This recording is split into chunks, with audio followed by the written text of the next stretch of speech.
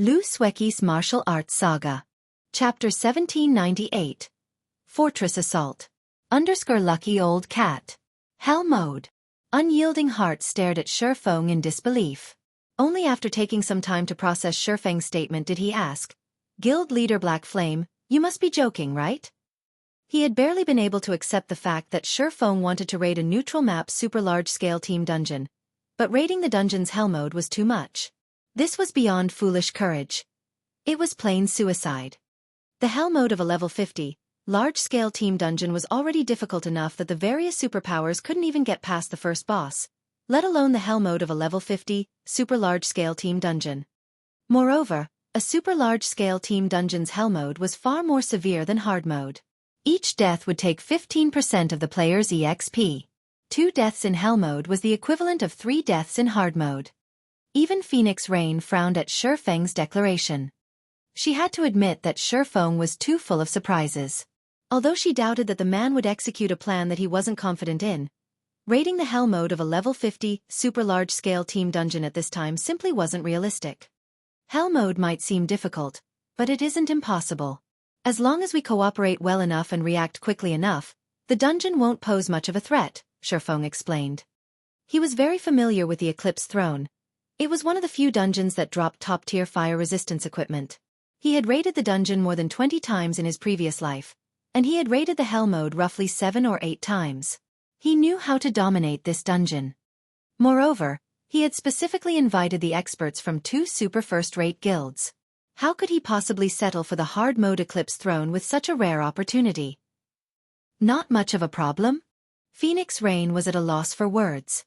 It seemed as if Shifeng were treating the Eclipse throne like some 6-man party dungeon.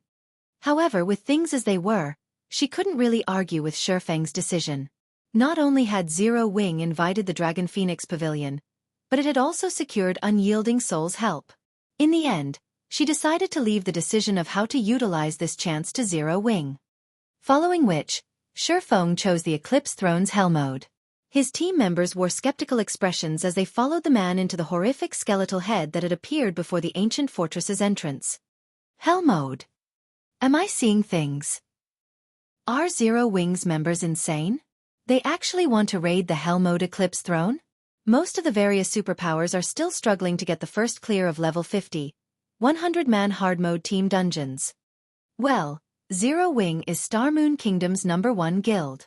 Since they dare to enter the dungeon, they should have some confidence of clearing it. Confidence. That can't be possible, right? That is the hell mode of a 200-man team dungeon we are talking about, not a 50-man team dungeon.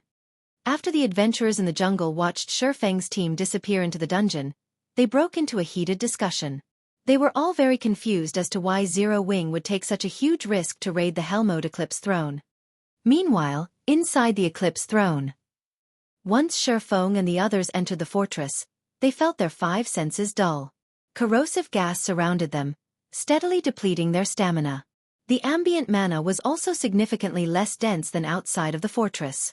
This decreased the player's efficiency with their skills and spells. Although the dense corrosive gas and thin ambient mana was alarming, those factors became of little significance once they saw the corrosive monsters roaming the dungeon.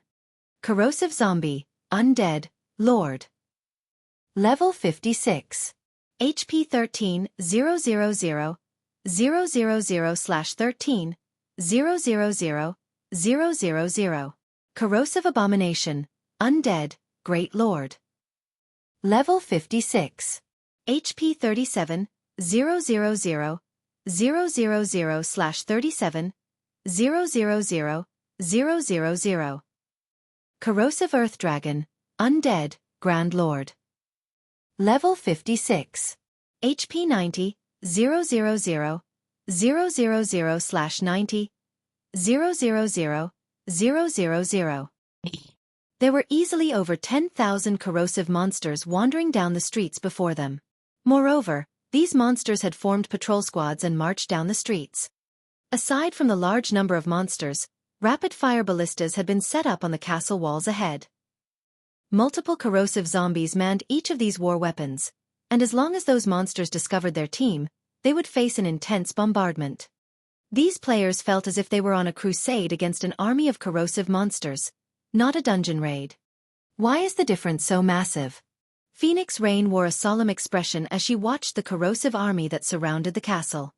She had challenged a super large-scale team dungeon before, but her team had quickly given up the attempt once they realized that they were no match for the first boss. Her team had at least been able to clear out the mobs and reach the first boss. Here, however, she wasn't even sure that they could get through the mobs.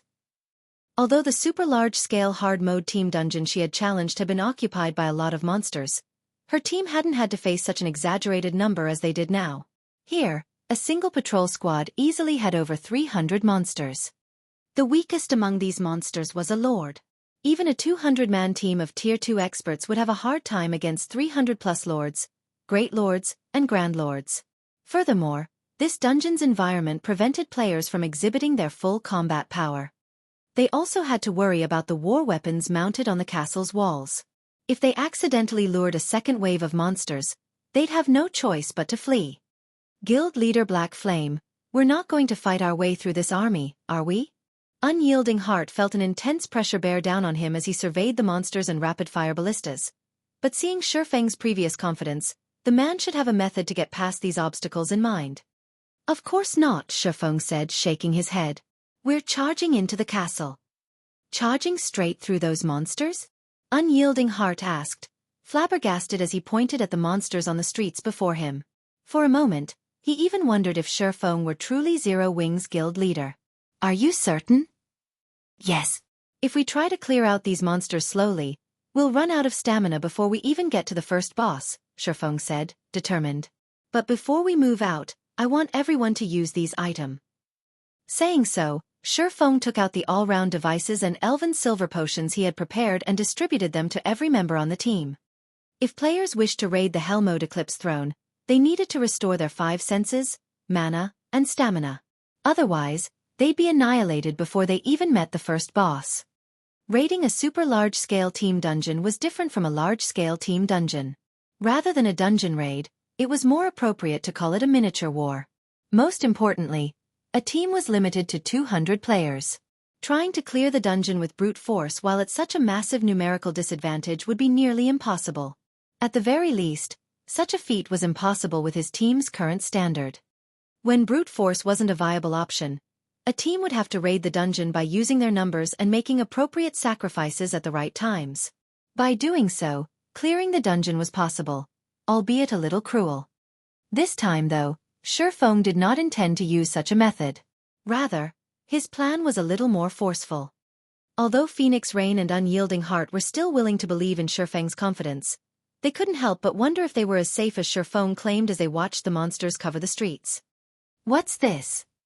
When Phoenix Rain, Unyielding Heart, and the other team members received the all-round devices and elven silver, they didn't understand what Shifeng intended. However, gasps escaped them after they inspected the 2 items' attribute panels. Chapter 1799. Another Magic Crystal Treasure Chest. Lucky Old Cat. Guild Leader Black Flame. Do you have more of these items?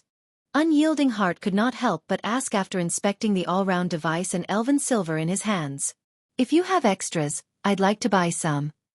Ordinary players might not recognize the value of the all-round device and elven silver, but they were absolute treasures to superpowers. As players reached higher levels, they would encounter environments with low mana density more often. Some severe environments even inflicted debuffs, yet these locations were often high-resource maps or the sites of high-ranked quests. Dealing with such maps would often give the various superpowers painful headaches. Yet, even now, they hadn't found a solution. The all-round device and elven silver Shifeng had just handed out just so happened to solve all of those problems. Aside from the increased mana density the all-rounded device offered its user, it also provided a 5% increase caret. Attributes. I still have some left, but as they are very rare, they won't be cheap, Shifeng said, smiling. If you want to buy them, it'll be 300 magic crystals for each rounded device and 100 magic crystals for each bottle of elven silver. How many do you want? Unyielding Heart's interest in purchasing the all-round devices and elven silver potions didn't surprise Shifeng in the slightest. Superpowers had an extensive sphere of influence. Hence, they would encounter low mana environments more frequently than ordinary guilds.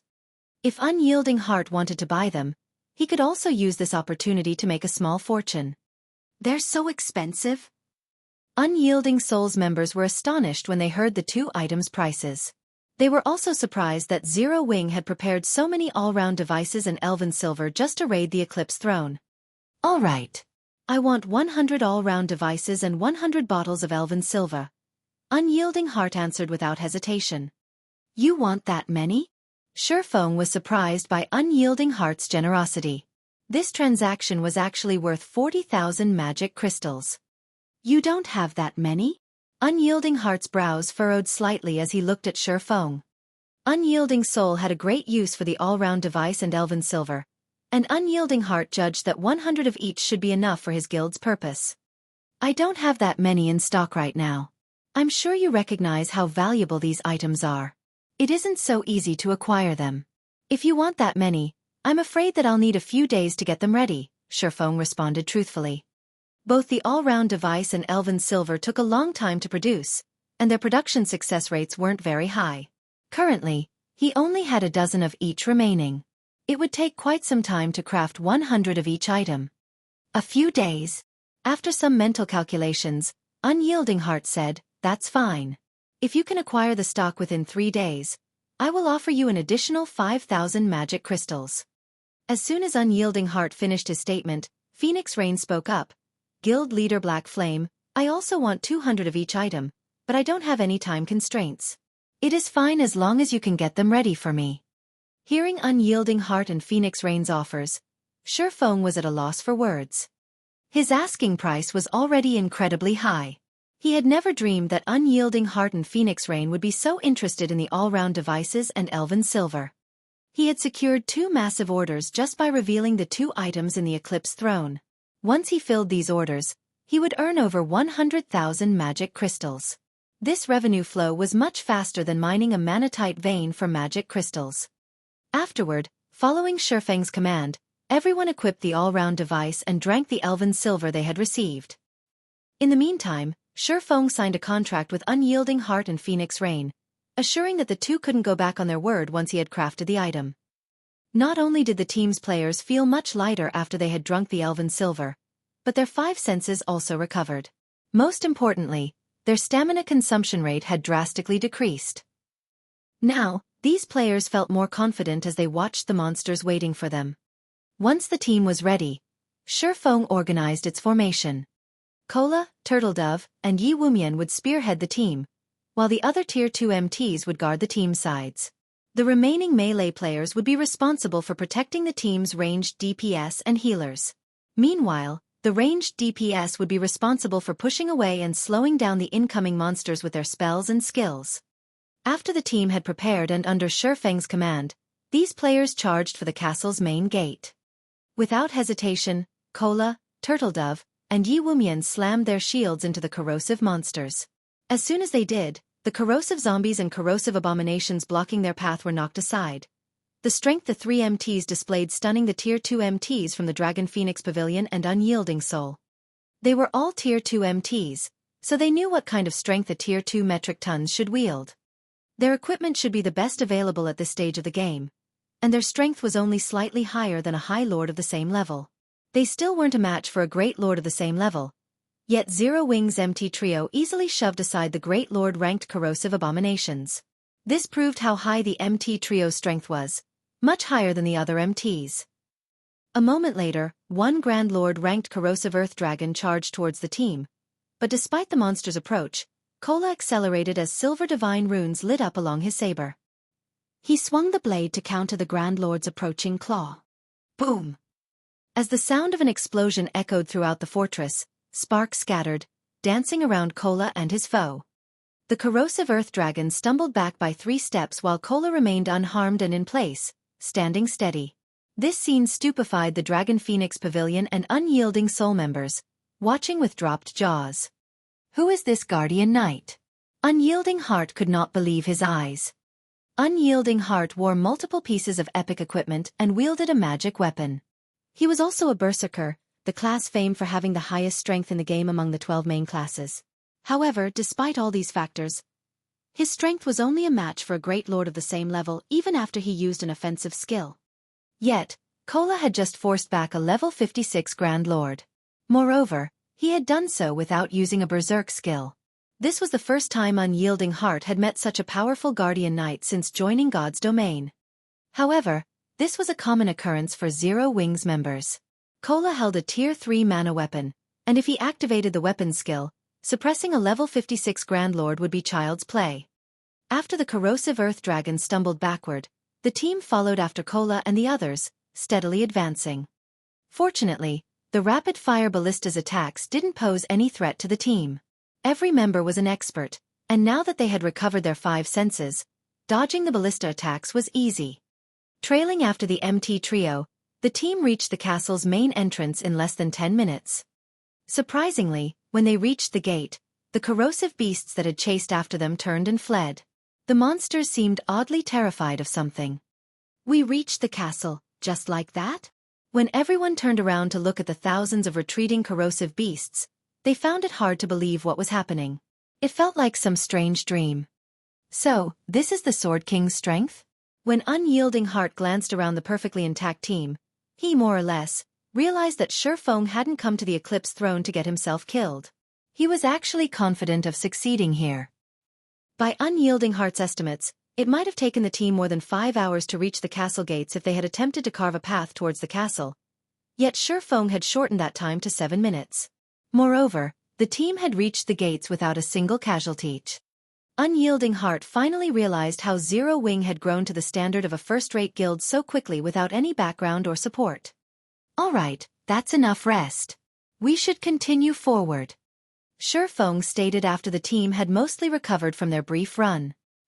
After entering the castle, the team had encountered far fewer monsters, although these monsters were of significantly higher quality. Most of the monsters inside the castle were great lords, with frequent appearances from grand lords. However, against 200 Tier 2 experts that were unaffected by the low mana environment and corrosive gas, these monsters were no trouble. The grand lords didn't even last more than 5 minutes. Naturally, the monsters' loot was extraordinary.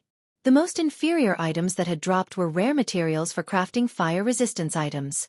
If the team were lucky, the monsters would even drop level 55 fine gold fire resistance equipment. By the time the team had reached the first boss, a total of 6 such equipment pieces had dropped, inciting the Dragon Phoenix Pavilion and Unyielding Soul's Envy. Level 55 fine gold equipment was the equivalent of level 50 dark gold equipment. Despite these players' position as their superpowers Tier 2 experts, they only had a few pieces of level 50 dark gold equipment, much less dark gold equipment that increased fire resistance. After fighting and advancing for over an hour, the team reached a large arena inside the castle. Tall walls and steel cages lined the arena, and standing in its center was a 5-meter-tall humanoid monster. The monster was geared in crimson armor and wielded a one-handed axe in each of its 2 hands. Despite the monster's immobile state, it radiated an intense aura that made the watching players afraid. Troll Hero, humanoid creature, mythic, level 57, HP 500,000, 000/500, 000, Everyone involuntarily gulped upon seeing the Troll Hero statistics, permeated by their fear. Not only was the Troll Hero a bona fide mythic monster, but it also had an attribute boost due to its home being a team dungeon. After the team members examined the Troll Hero for a moment, they noticed the steel cage hanging above the boss's head. What's that? A treasure chest? That should be a treasure chest. Though, I can't tell its rank. That's not right. An ordinary treasure chest is either made of wood or metal, but that treasure chest is made entirely of magic crystals. The Dragon Phoenix Pavilion and Unyielding Soul members fell into a heated discussion after discovering the treasure chest within the steel cage, but when Xueqi noticed the treasure chest, his eyes glowed with excitement. A magic crystal treasure chest. Chapter 1800. Violent MT. _Lucky Old Cat. This is the first time I've ever seen such a treasure chest. What rank is it? This is a super large-scale Hell Mode team dungeon. No matter how you look at it, that treasure chest should be dark gold rank. It might even be an epic treasure chest. The team started to discuss their guesses as they gazed at the magic crystal treasure chest with bloodshot eyes. Even Phoenix Rain and Unyielding Heart felt a pang of envy when they glanced towards the treasure chest. Although they didn't know the treasure chest's exact rank, it shouldn't be anything insignificant. Treasure chests often offered better loot than the items that dropped from a boss. In other words, securing that treasure chest was on par with killing an additional boss in this super large-scale team dungeon. Of course, Xueqi was ecstatic. Unlike his teammates, he knew just how valuable a magic crystal treasure chest was. It was definitely far more valuable than an epic treasure chest. Moreover, this magic crystal treasure chest glowed with golden light. Even superpowers would go mad over the items inside. Could this be a reward for being the first team to raid the Eclipse throne? Xueqi wondered as he looked at the magic crystal treasure chest. He hadn't seen a treasure chest in the dungeon during his visits in the past, even when he had raided the Hell Mode version.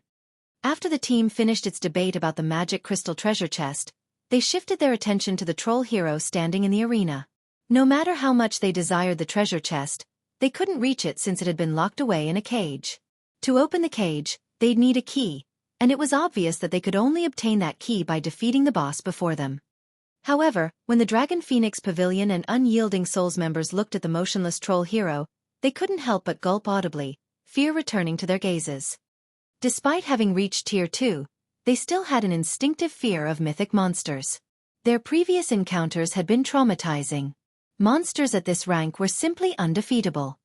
Moreover, as one of a Hell Mode dungeon's bosses, every aspect of the troll hero had been boosted, especially its HP compared to hard mode. The Hell Mode troll hero should have at least an additional 40% HP. This increased the pressure the team had to face by a considerable margin. However, in contrast to the reactions of the Dragon Phoenix Pavilion and Unyielding Souls members, Zero Wings members seemed relatively relaxed before the troll hero. They were as calm as usual. Unyielding Heart was surprised to see such a lack of reaction from Zero Wings members. All of Unyielding Souls members present had their fair share of tough battle experiences, but despite the wealth of experience, they couldn't help their anxiety about facing the troll hero. And yet, Zero Wings members were so calm. Do they think they can beat the troll hero? Examining Zero Wings members for a moment, Unyielding Heart realized that not only weren't they anxious, but they even watched the boss like hunters tracking prey. Guild Leader Black Flame, how should we go about raiding this boss? Should we test its skills and combat method first? Phoenix Rain asked. Normally, when going up against a boss monster that could potentially annihilate an entire team in a single attack, players would send in a small number of players to probe the boss for its combat method and skills so that they could set up a better foundation for the actual raid. It's best that we don't do that. This is a mythic boss. If we send in too few players, we won't learn anything at all. Instead, we'd be wasting EXP. Let's just start the raid, Xueqi said, shaking his head. He then commanded, Cola Turtledove, you two will take turns tanking the boss. Other MTs, prepare to replace them at any time. Melee DPS, stay back and leave the attacks to the ranged DPS for now. Only go in after we ensure that it's safe. This, Phoenix Rain could not help but be appalled at Xueqi's instructions. His commands felt too half-hearted. It seemed as if he had given up on the battle already. Unyielding Heart gave Xueqi a similarly confused look. He could not figure out if Xueqi were an expert or a fool. Xueqi's instructions during the start of the raid had been precise and effective, yet the man was barking out such cursory commands now. Although starting the raid without probing would spare their guild members, avoiding unnecessary deaths that could compromise their participation, blindly sending the team into battle was both reckless and counterproductive. However, what Phoenix Rain and Unyielding Heart did not know was that Xueqi was already familiar with the troll hero's skills and combat method. The troll hero was a pure warrior. It didn't wield any spells, but it did have frightening strength and agile movements. Most importantly, it possessed the passive skill, self-regeneration. This skill was the reason the troll hero had earned the title of Eclipse Throne's undying gatekeeper.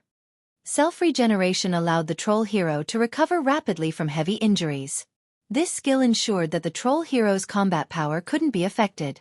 Moreover, unlike normal bosses, whose battle recovery restored 1% of their HP every 5 seconds, the troll hero regenerated 2% of its HP every 5 seconds. The longer it fought, the more strength it would gain, as well. Fortunately, it could only use this power-up once every 5 minutes, but there wasn't any upper limit. Due to this passive skill, countless teams' progress in the Eclipse throne had slid to a halt. No other boss in the Eclipse throne tested a team's raw power like the troll hero. Technique wasn't as important when raiding this boss. Players simply had to attack with everything they had and pray that they had enough DPS. Without waiting for Unyielding Heart and Phoenix Rain's comments, Cola and Turtledove charged forward. Seeing this, the Dragon Phoenix Pavilion and Unyielding Souls MTs exchanged a few hesitant glances before helplessly following after the two Zero-Wing MTs. When Cola and Turtledove were less than 100 yards away from the troll hero, the latter abruptly opened its eyes. When its gaze landed on the two MTs, the boss revealed a sneer and roared, "Foolish challengers! Do you believe you can defeat the strongest warrior in Lord Armas's army?" The troll hero then threw its axes at Cola and Turtledove. Shwa! Shwa! The two 4-meter-long axes flew from the troll hero's hands, transforming into spinning blades as they soared towards Cola and Turtledove. As the axes sliced through the air, they left behind long pitch-black lines. Dodge! Unyielding Heart shouted in panic. Attacks that caused spatial tears could even threaten mythic monsters of the same level. If current players received such an attack, even powerful MTs like Cola and Turtledove, they'd likely die instantly. However, just before the axes reached these MTs, Turtledove slid in front of Cola. Releasing a black aura, her attribute skyrocketed as she activated Power of Darkness. Following which, she swung her sword at the two flying axes. Silver divine runes illuminated Turtledove's long sword, which formed a dazzling arc as it cut the two colossal axes down. Boom! Boom! With two explosions, the axes crashed to the ground. As for Turtledove, she had been forced to take 3 steps back to stabilize her stance. At the same time, 2 damages exceeding -20,000 appeared above her head. However, to Turtledove, who had 140,000 HP after activating Power of Darkness, the damage was tolerable. Meanwhile, the rear-line healers, who had long since prepared for this moment, released several healing spells, instantly restoring Turtledove's HP to full. What is going on? She blocked both attacks all by herself? I'm not seeing things right. How did she stop those attacks so easily? Is that really a mythic monster? Didn't you notice that she activated her Berserk skill? Even if that's the case, she shouldn't be able to stand against a mythic monster. Moreover, the boss used a skill. Those attacks had definitely been enhanced.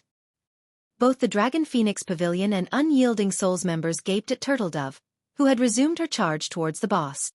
When the troll hero charged at her in return, Turtledove smiled brightly. Come! When less than 30 yards separated both sides, Turtledove activated the Steel Crown's additional skill, Steel Impact. Suddenly, her speed doubled. Raising her shield, she transformed into an afterimage. A moment later, she appeared before the troll hero and slammed her shield into the boss. Immediately, the troll hero flew back by over 20 yards. Chapter 1801. Sturdy Team. _Lucky Old Cat. As they watched the troll hero fly 20 yards across the arena and slam into the ground, the Dragon Phoenix Pavilion and Unyielding Soul members watching from a distance were stunned. She sent it flying? That's a mythic boss we're talking about. Just how much strength does she have? Is she really a guardian knight? For a time, the Dragon Phoenix Pavilion and Unyielding Soul members fell into a heated discussion. None of them could believe their eyes. Unyielding Heart was particularly shocked. Not even Unyielding Soul had an MT with such astonishing strength.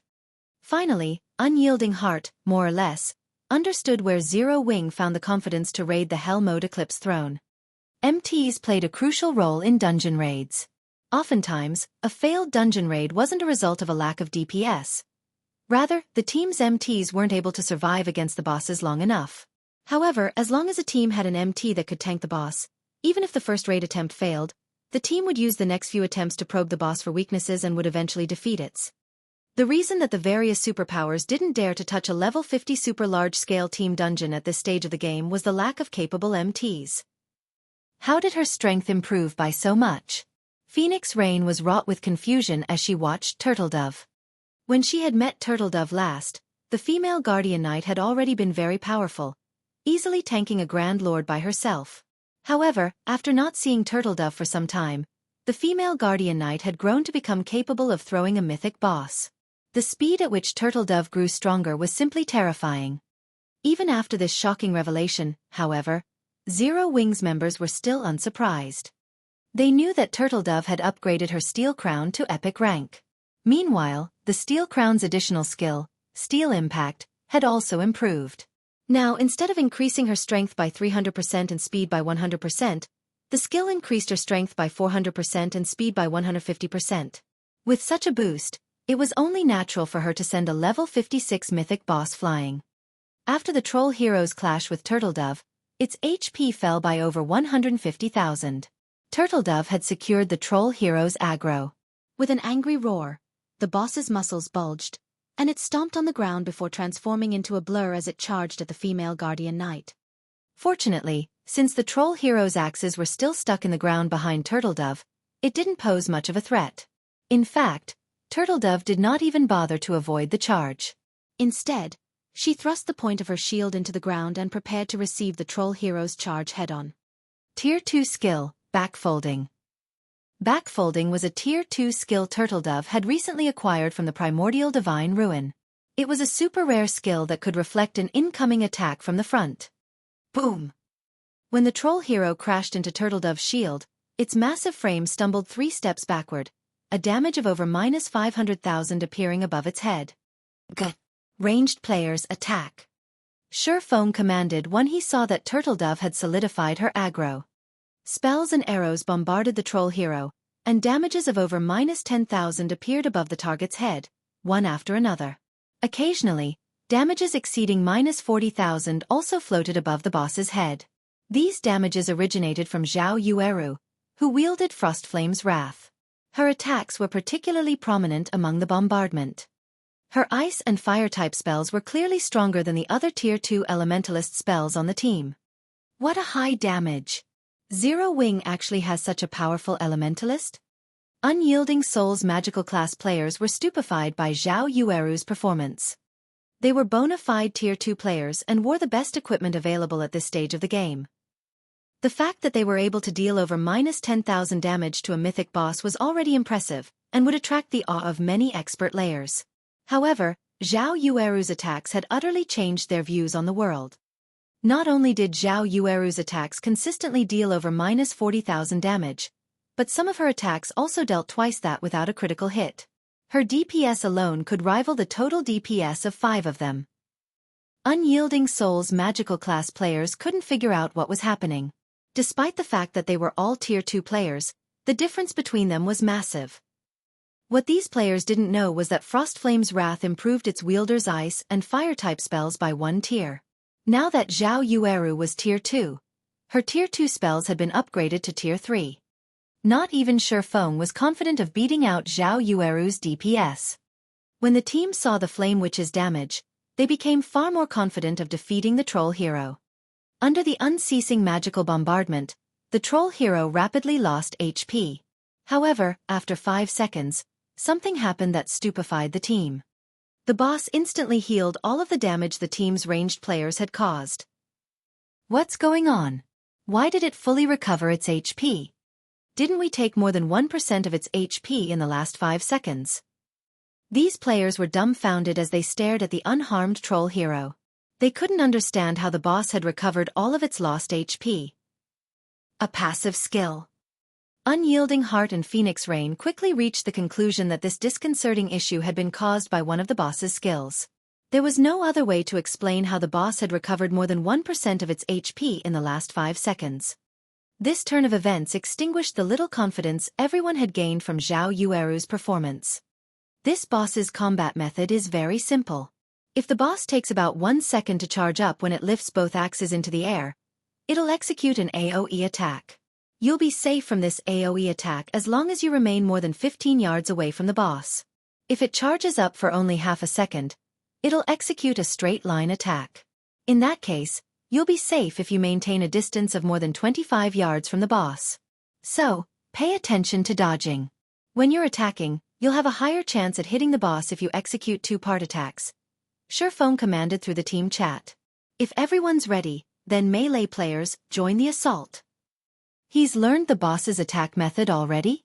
Unyielding Heart could not help his surprise as he watched Xueqi calmly issue commands. Normally, a raid team would need 2 or 3 minutes to figure out a boss monster's attack pattern. Depending on the attack pattern's complexity, a raid team may even need over 10 minutes to figure it out. Yet, despite fighting for a few short seconds, Xueqi had already figured out this boss's attack method. Hearing Xueqi's orders, the team sprung into action. As Xueqi had stated, although the difference between a 1 second and 0.5 second charging time was subtle, the team's expert players easily recognized the difference. Hence, practically no one died when the boss used its 2 AoE skills. Moreover, when everyone assaulted the boss according to Xueqi's requirements, their hit rate was extremely high. As a result, the troll hero's HP steadily decreased. Once the melee players included their DPS, the boss lost HP even faster. Because of this, these players had a newfound admiration for Xueqi's leadership. If a team had such a capable commander, the team's overall combat power would no doubt rise by a small margin. While the improvement might not be significant, this small difference could become a deciding factor in whether or not a team could clear a dungeon. After another 5 seconds, the team managed to shave off a little over 2% of the troll hero's HP. However, when the troll hero's self-regeneration took effect, it instantly recovered 2% of its total HP, healing most of the damage. It was evident that the team was in for a long battle of attrition. Not even this is enough to beat it? Phoenix Rain thought, frowning. With the team's current DPS, it was possible to whittle the boss down and kill it eventually, but at the current rate that the healers were burning through their mana, they wouldn't last until the battle ended. Unyielding Heart had come to the same realization. It might be fine if they were raiding a 50-man team dungeon, but in super large-scale team dungeons, players were prohibited from using magic arrays to suppress the boss. Players had to rely on their own strength to defeat the dungeon bosses. This was also why the various superpowers couldn't raid super large-scale team dungeons yet. At this rate, it was only a matter of time before the troll hero annihilated the team. Sure enough, it is too much to ask for current players to defeat this thing. Xueqi could not help but reveal a bitter smile as he watched the troll hero's HP bar. He then took out the Ring of Gospel from his bag and injected 7,000 magic crystals. World Projection. Ring of Brilliance. Chapter 1802. Set equipment of astronomical value. Lucky old cat. The moment World Projection activated, the troll hero paused. Meanwhile, due to Ring of Brilliance's effect, everyone on the team felt a pleasant sensation course through their bodies, their basic attributes and physique instantly improving by 10%. What's this? A magic array? Didn't they say that magic arrays are prohibited inside super large-scale team dungeons? When these players noticed the troll hero's attributes decrease, they couldn't help but turn to Xueqi in astonishment. How is this possible? The boss's basic attributes fell by 20%. Shock filled Unyielding Heart's gaze when he noticed the change. Turning to Xueqi, he thought, is this the real reason that he is so confident in challenging a super large-scale team dungeon? Unlike Grandlords, mythic monsters had more resistance against magic array suppression and negative status effects. If one tried to suppress a mythic monster in the fields with an intermediate magic array, they would be very fortunate if the magic array suppressed the mythic monster's attributes by 10%, much less 20%. Although a 20% decrease in basic attributes did not seem like much, it decreased the raid's difficulty by at least 30%. This also reduced the equipment standard requirements for MTs and the DPS requirement for damage dealers. Sure enough, he came prepared. When Phoenix Rain sensed the ambient mana density and the increase to her basic attributes, she shot Xueqi a glance. Although she had assumed that Xueqi had prepared more trump cards than those they had seen thus far, she couldn't help but feel a little surprised when she actually saw them. With this development, the troll hero was at a disadvantage. Now, Turtledove was able to stop all of the troll hero's frenzied attacks all by herself. The boss also recovered far less HP via its battle recovery. As a result, the troll hero's HP, which had barely moved thus far, began to fall at a steady pace. 99%, 96%, 92%.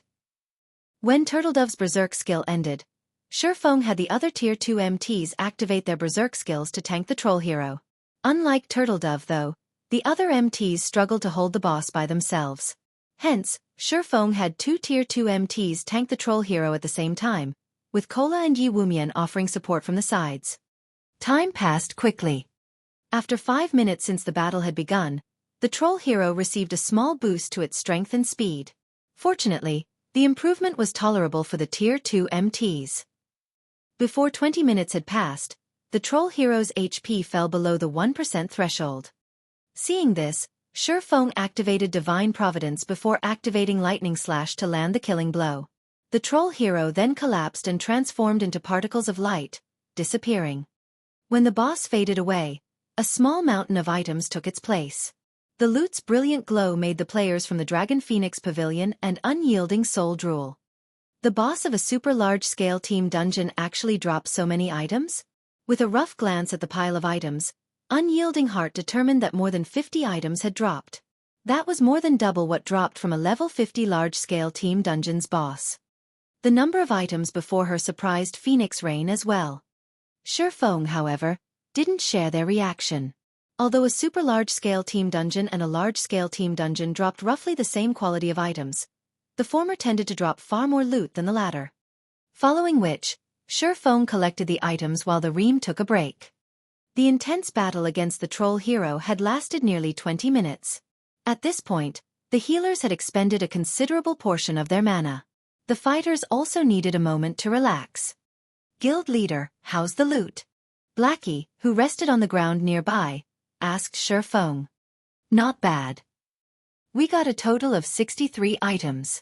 3 are level 55 dark gold weapons, one of which is a Greatsword that adds fire resistance. Aside from that, we also got 8 pieces of level 55 dark gold equipment, 3 of which add fire resistance.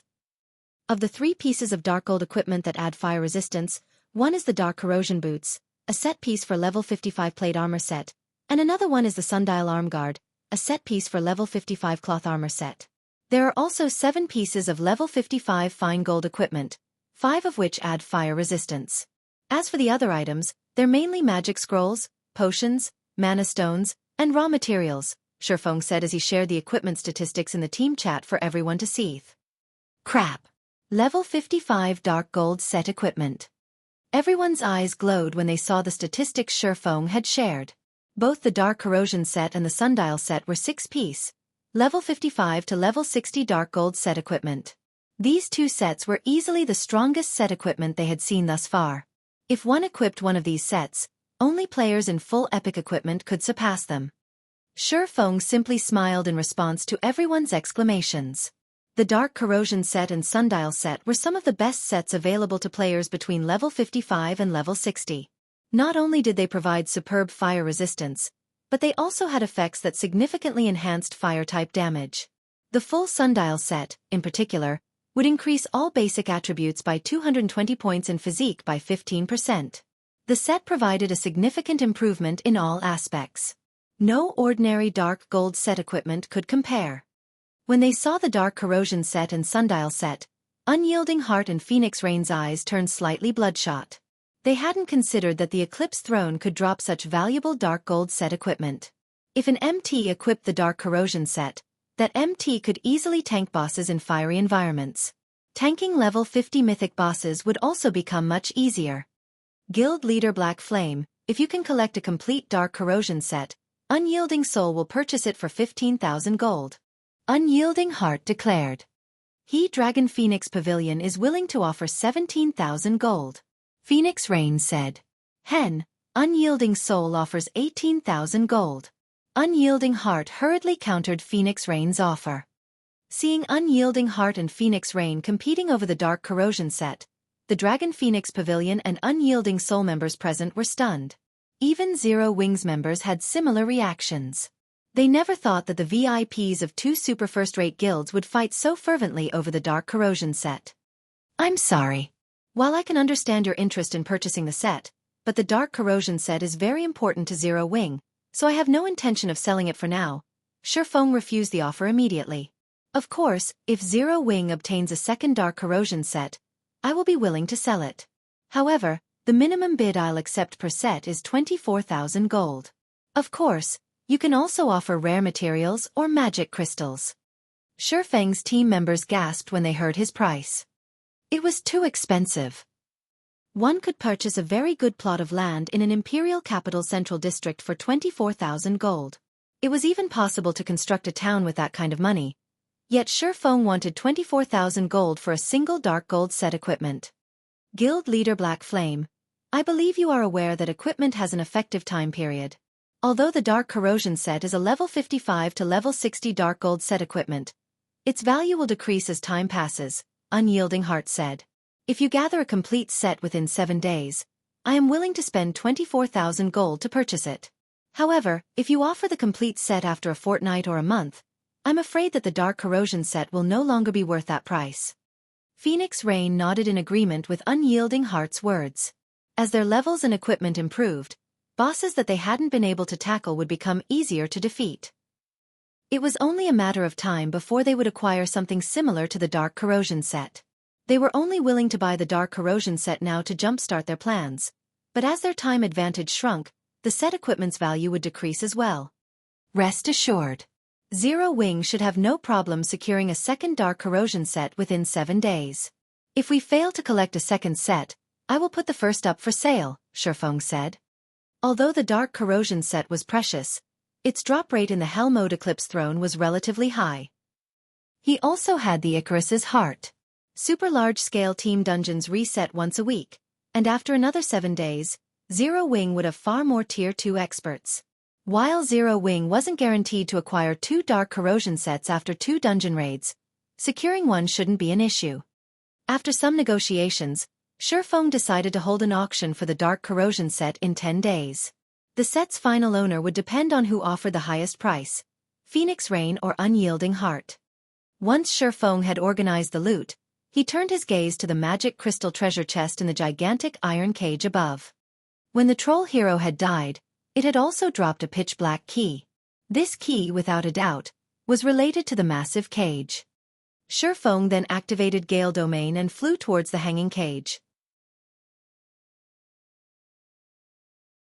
Chapter 1803. Greatsword Saint. Lucky Old Cat. The iron cage above the arena was as large as a house. Although the cage was covered in rust, the divine runes on the iron railings were visible. Due to these divine runes, some kind of invisible energy constantly circulated the cage. When Shifeng landed on top of the iron cage, he discovered that he was unable to use any skills or spells. His body also felt heavy, his movements becoming sluggish. What powerful suppression! Shifeng felt the strange energy suppress his mind as he stood on the cage, becoming a little dizzy. If a Tier 1 player stood in his place, they'd likely pass out. When Shifeng tried to reach the cage's lock, a powerful force shoved him away. He transformed into a blur as he crashed into the arena below. What's going on?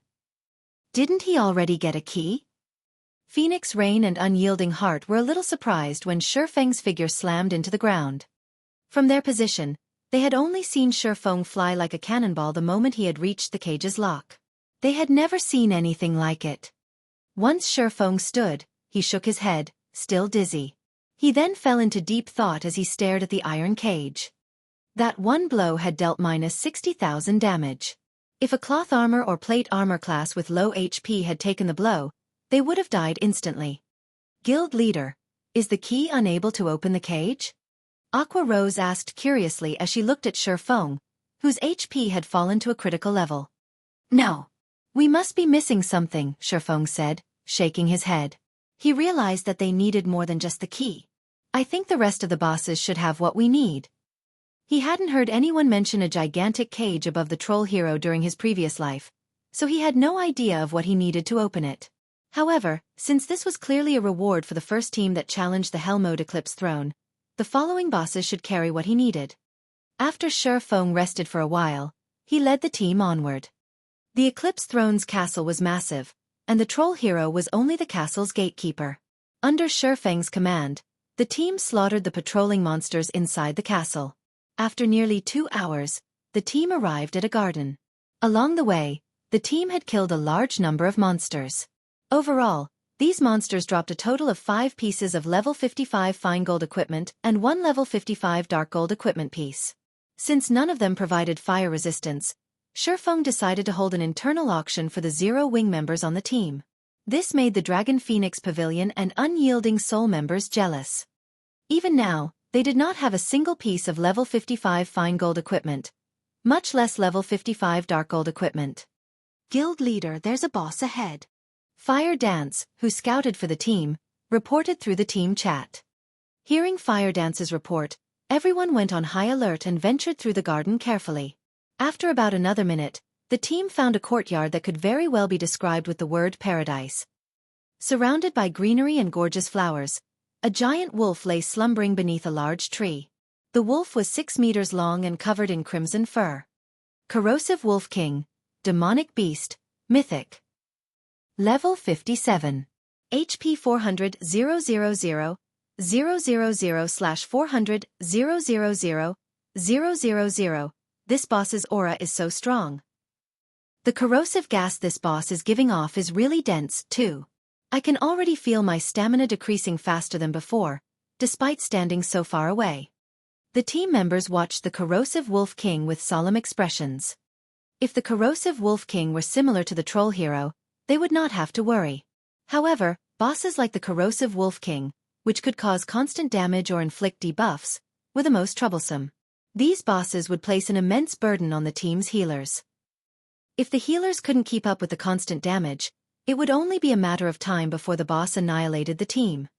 All MTs form groups of 3 and stand in these specified locations. Melee DPS split up into groups as well and stand beside the MTs. Healers and ranged DPS will run after the boss throughout the raid. If there are no problems, let's begin. Xueqi simply used the standard procedures for a boss raid and had his team move out.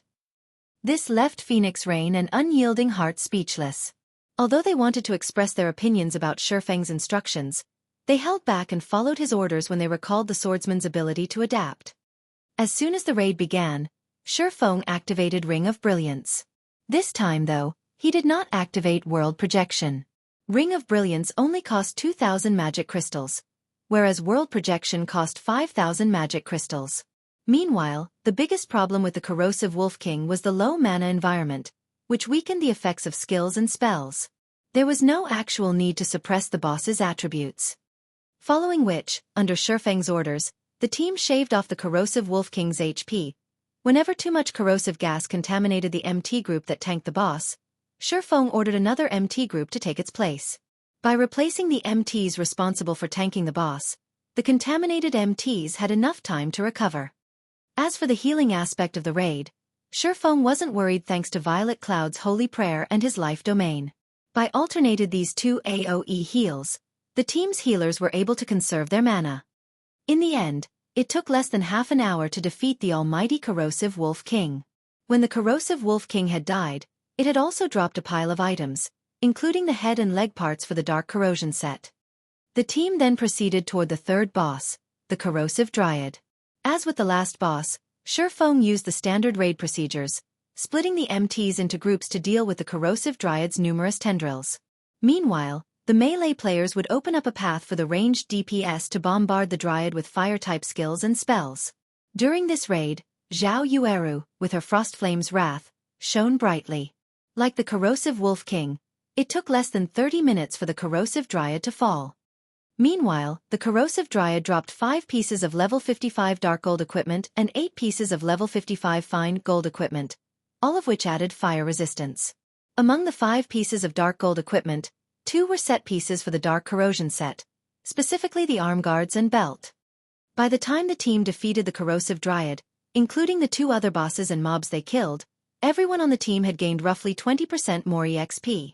Their leveling speed in the dungeon was much faster than grinding elsewhere. This left the Dragon Phoenix Pavilion and Unyielding Souls members speechless. They currently rated a level 50 super large-scale team dungeon's hell mode, yet not only hadn't they died and lost EXP, but their experience bars had also increased faster than grinding monsters outside of the dungeon. If they were to retell this tale, nobody would believe them. What surprised these super first-rate guilds members the most was the fact that they had only used the standard raid procedures to defeat every boss they had encountered. Despite facing mythic monsters, they had managed to defeat these bosses, one after another, without so much as suffering a single casualty. Since when were standard raid tactics so effective in super large-scale team dungeons? The bosses they had raided thus far were much easier compared to the bosses in large-scale team dungeons. However, unlike their companions, Phoenix Rain and Unyielding Heart realized what was happening. Their team hadn't defeated these powerful mythic bosses so easily because the standard raid procedures were so effective in this dungeon, but because Zero Wing's MTs, healers, and DPS were astoundingly powerful. There was also Shurfeng's heaven-defying Ring of Gospel, which could weaken the bosses and enhance their entire team. Without these factors, all of these boss fights would have been incredibly difficult or ended in a team wipe. The Eclipse throne had a total of 4 bosses. Now that they had killed 3, only the final boss remained. Both Phoenix Rain and Unyielding Heart felt as if they were in a dream. Following which, under Shurfeng's command, the team soon reached the throne room housing the final boss. The throne room was also on the castle's top floor.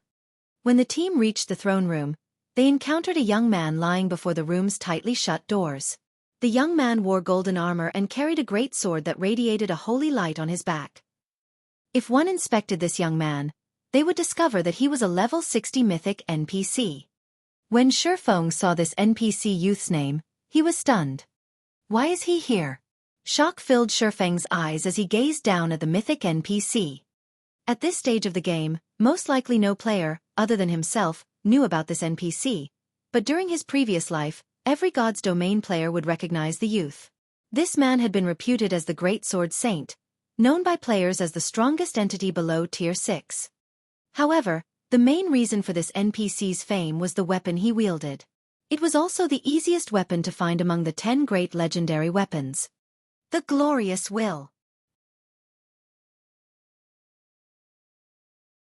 Chapter 1804. Epic Team Quest. Lucky Old Cat.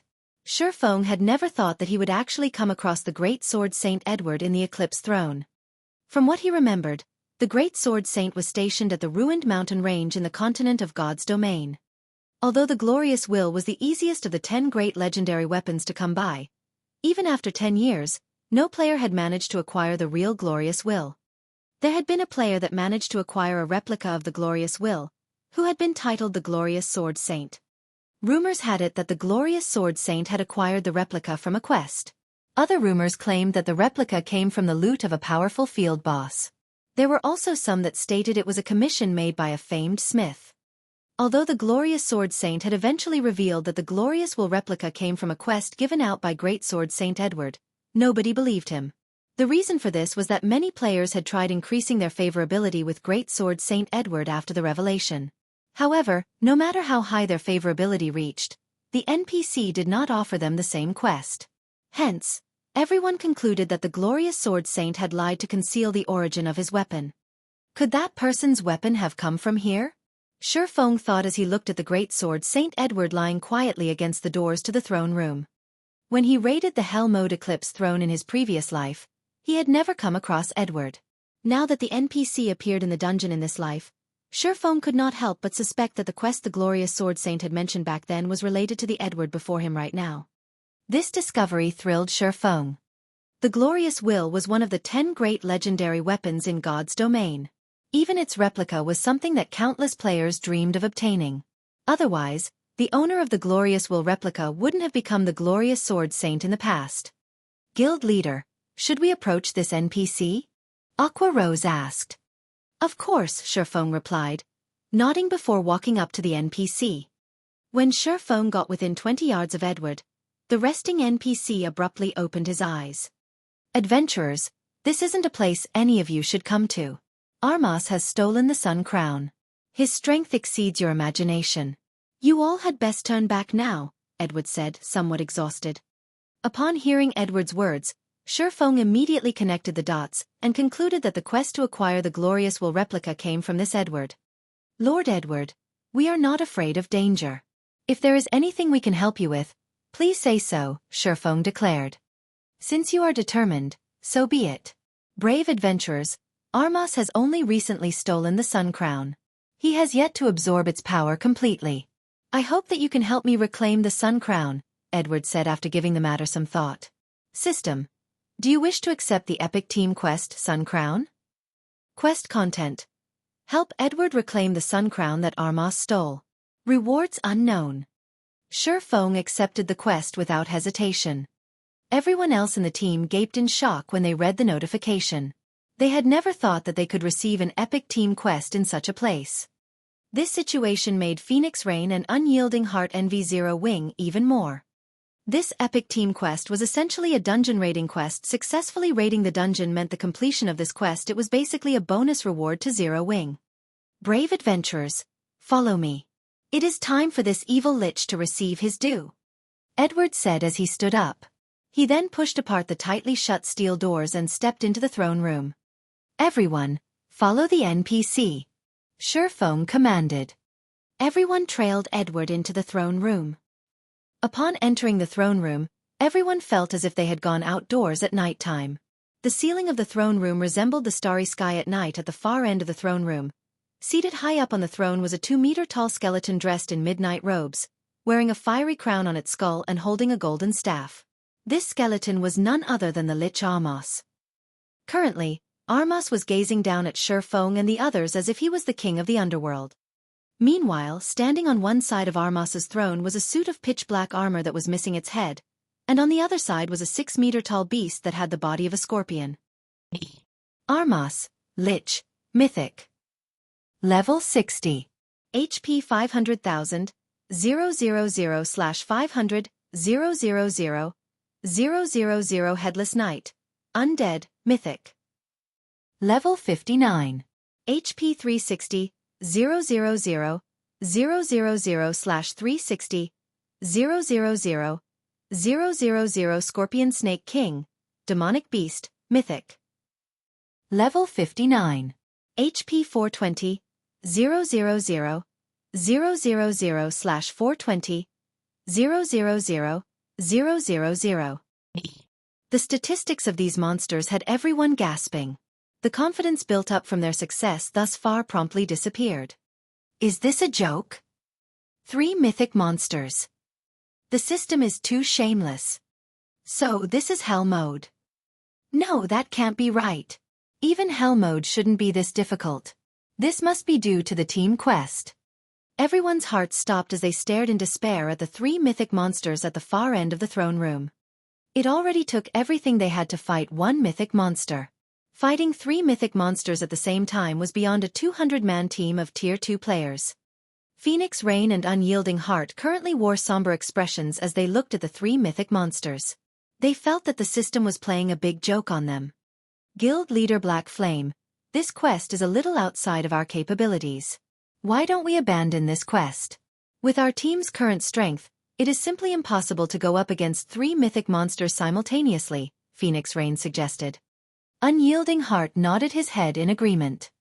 This was no longer a feasible challenge for current players. At the very least, their entire 200-man team needed to be fully equipped in level 55 or even level 60 Dark Gold equipment, with the main members of the team having multiple pieces of epic weapons and equipment. Only then could they cope with 3 mythic monsters at once. At this moment, Xueqi had a gloomy expression. He had never imagined that the epic team quest would be so vicious. If there were only 2 mythic monsters, he still had the means to deal with them. However, with his current team, challenging 3 mythic monsters simultaneously was asking too much. Must I give up? When Xueqi thought about how much he had gone through to obtain this quest, reluctance filled his heart. No, if even my current team can't complete this quest, how could the Glorious Sword Saints team possibly have completed it? As the first team to conquer the Hell Mode Eclipse throne, the Glorious Sword Saints team might be slightly superior to Xueqi's current team in terms of equipment standards, but there was definitely a limit to the difference. Not to mention, he had the Ring of Gospel to improve his team's basic attributes and suppress the mythic monsters. At this moment, the sound of a system notification suddenly entered everyone's ears. System. You have accepted the Epic Team Quest Sun Crown. Please select your challenge difficulty. System. There are 3 difficulties available: Bronze, Silver, and Gold. Depending on the difficulty selected, the final reward will also be adjusted. Please choose carefully. The difficulty cannot be changed once selected.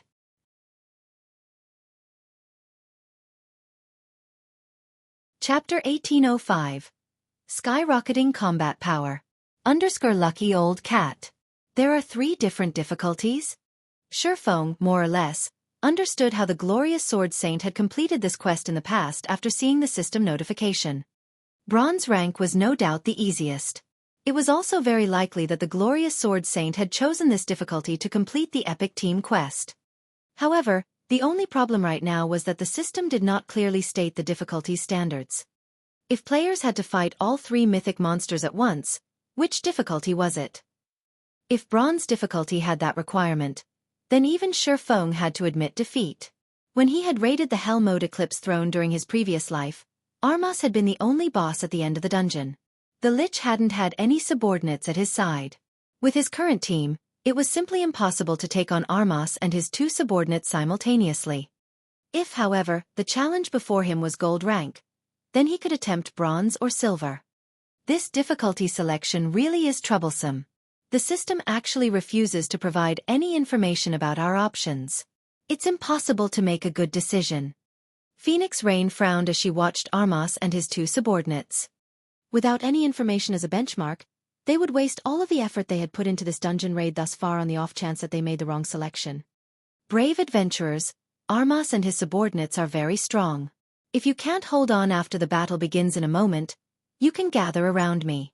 Although I haven't fully recovered my power yet, I can unfold a domain around me. The domain will, more or less, weaken their power, Edward suddenly said. Power hasn't fully recovered yet? Unfold a domain? Xueqi could not help but turn to look at Edward upon hearing the NPC's words. So that's the case. Guild leader, did you figure something out? Aqua Rose asked curiously when she saw Xueqi smile. I now understand this quest's difficulty standards, Xueqi said as he gestured to Edward. The challenge difficulty doesn't refer to the 3 bosses. It refers to the support Edward can provide. The more difficult the challenge, the more limited Edward's help will be. Hearing Xueqi's words, realization dawned on the team. They all felt that Xueqi's guess was likely the right one. However, a gloomy atmosphere descended on the team again. Even if Edward could help, his assistance had a limit. Moreover, after all was said and done, they still had to face 3 mythic monsters simultaneously. After giving the matter some thought, Xueqi decided to choose the silver rank difficulty. He felt that his team's overall combat power was higher than the Glorious Sword Saint's raid team in the past. If the Glorious Sword Saint had been able to clear the bronze challenge, then his team should have a high chance of clearing the silver challenge. Although the gold challenge's rewards might be abundant, Xueqi didn't think it was worth the risk. Since the system notification had clearly stated that one could not change their difficulty selection once they had made their choice, it was likely that they'd only have one opportunity to challenge this quest. If they failed the quest, they'd walk away with nothing. Hence, Xueqi decided on the silver challenge. System. You have chosen to challenge the silver difficulty. System. It is detected that you are challenging the Sun Crown quest for the first time.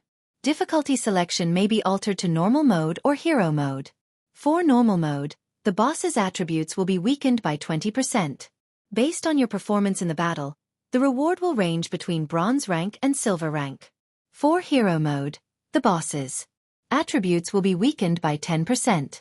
Based on your performance in the battle, the reward given will range between silver rank and gold rank. This privilege is only available on the first challenge. You may also forsake this opportunity and choose the standard difficulties. Please choose wisely. Privilege for the first challenge? Xueqi could not help his grin. He now realized how the Glorious Sword Saint had completed the quest, following which Xueqi chose hero mode. If all 3 mythic monsters' basic attributes fell by 20%, it would undoubtedly be of great help to the team. It was no wonder why the Glorious Sword Saint's raid team had defeated all 3 mythic bosses.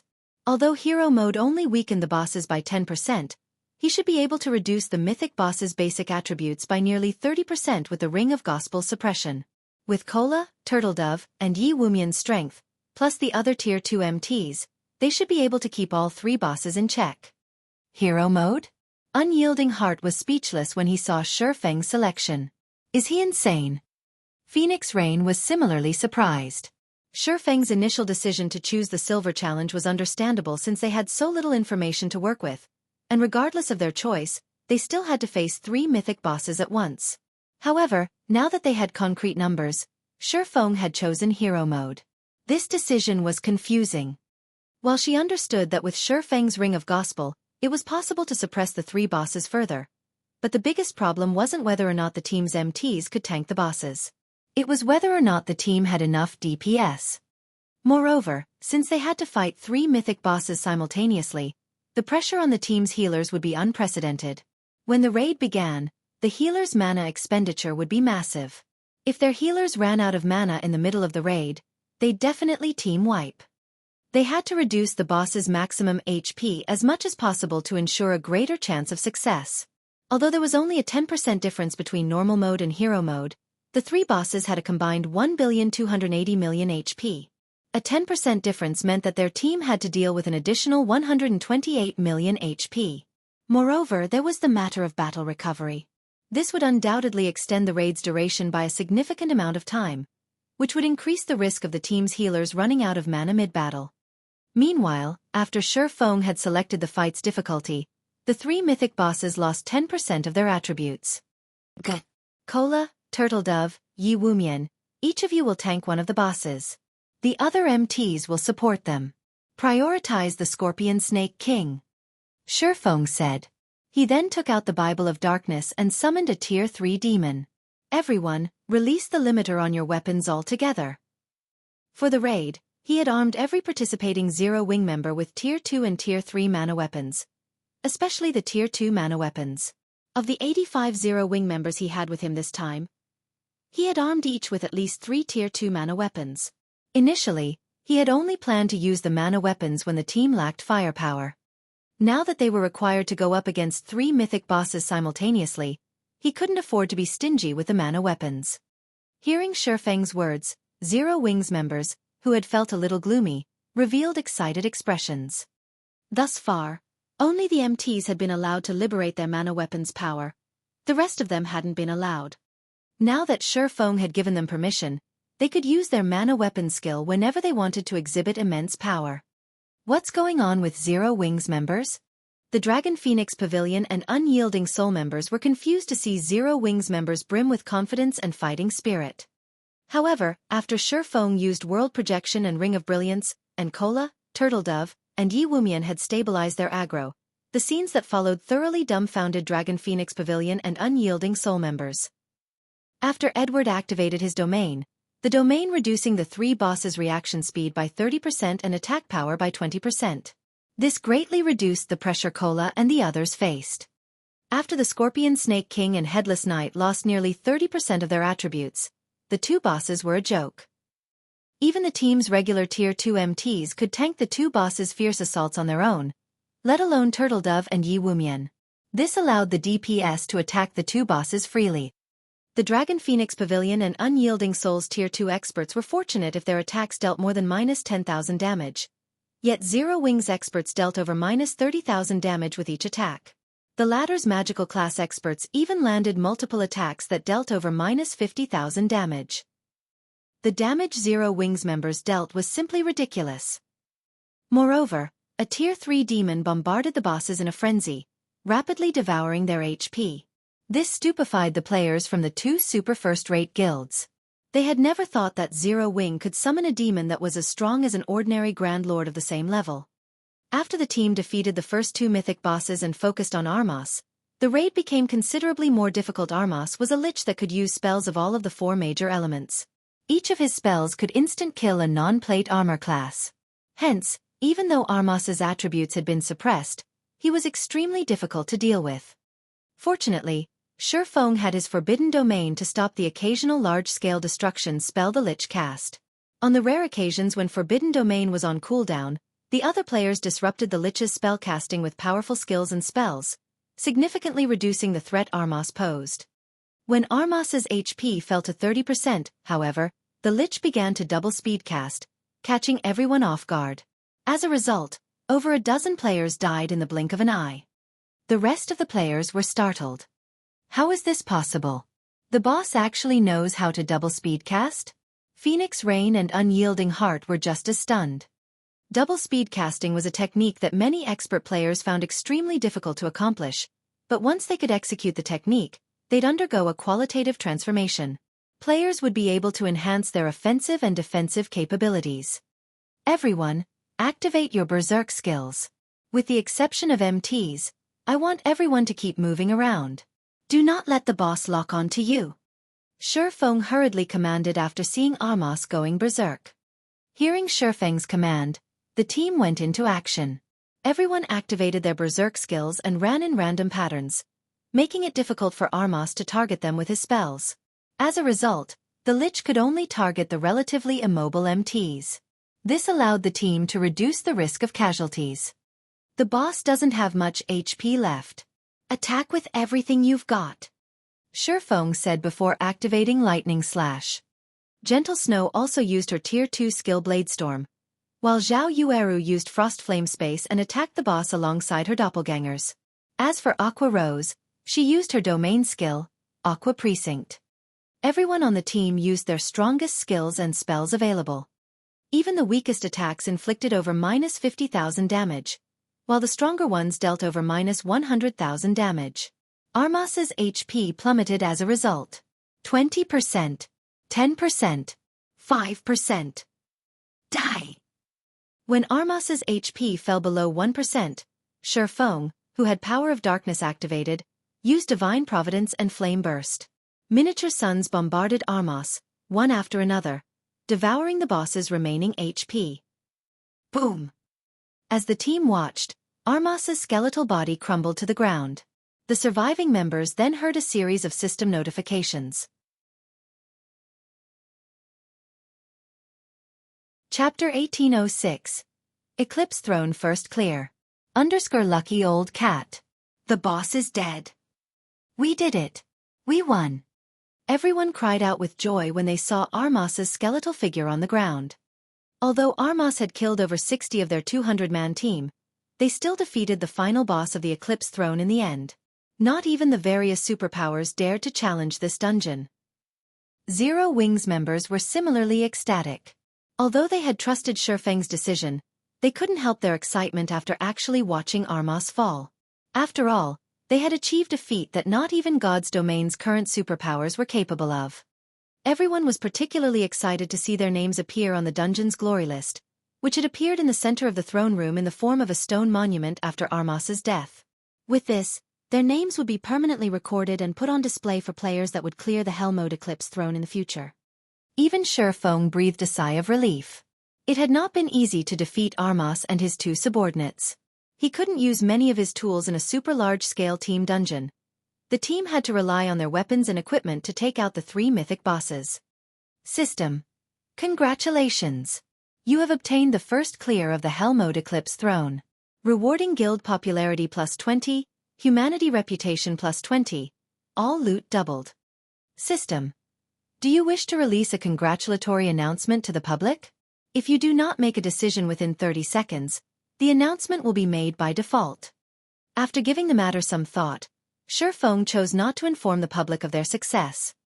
While announcing Zero Wing's success of clearing the Hell Mode Eclipse Throne would garner a lot of fame to the guild, it would also attract more enemies. Furthermore, Zero Wing had stood out quite a bit lately thanks to Silverwing Town, earning a few superpowers envy. If the various superpowers knew that Zero Wing also had the strength to raid a super large-scale team dungeon, even if it had the help of the Dragon Phoenix Pavilion and Unyielding Soul, they would definitely relate the success to Silverwing Town. At that time, the various superpowers would likely do everything they could to capture the town. Although Silverwing Town's development was coming along quite nicely right now, its defensive capabilities weren't strong enough, yet more time was needed to fortify the town properly. Phoenix Pavilion Master, Vice Guild Leader Hart, I hope that you will keep this matter a secret for the time being. I don't want too many people to know about what happened here, Shifeng said as he looked at Phoenix Rain and Unyielding Heart. That won't be a problem. The people I've brought today are my trusted subordinates. None of them will speak a word about today's raid, Unyielding Heart said, nodding. There aren't any problems on my side either, Phoenix Rain said, smiling. Publicizing their success today would only be a detriment. After all, they still had important business with Shifeng. If the various superpowers learned of the Dark Corrosion set, an intense struggle over the set would definitely ensue. Hence, Both Unyielding Heart and Phoenix Rain welcomed the fact that Xueqi wanted to keep today's achievement confidential. Shortly after Xueqi decided against the congratulatory announcement, Armas's golden throne abruptly shattered. A small mountain of items took its place, radiating a glow that illuminated the throne room. At a glance, there were easily over 100 items in that pile. The Dragon Phoenix Pavilion and Unyielding Soul members stared at the loot with bulging eyes. "Adventurers, thank you for your help in giving Armas the punishment he deserves," Edward said sincerely as he walked up to Xueqi. Edward held the golden crown that previously graced Armas's skull. Although Armas has died, his power has not vanished completely. Half of his power has gathered in one of his eyes, while the other half is stored in the sealed cage above the arena. If you wield his eye, you should be able to acquire his remaining power. Hopefully, it will be of some help. After Edward had said so, a magic array appeared beneath his feet. The Greatsword Saint then transformed into a streak of light and left the throne room. System. Congratulations! You have completed the epic team quest, Sun Crown. Total deaths, 63. Time spent, 47 minutes, 28 seconds. Awarding Grade A evaluation, plus 30% EXP, 4 legacy skill points, and 1 Armas's eye. Grade A.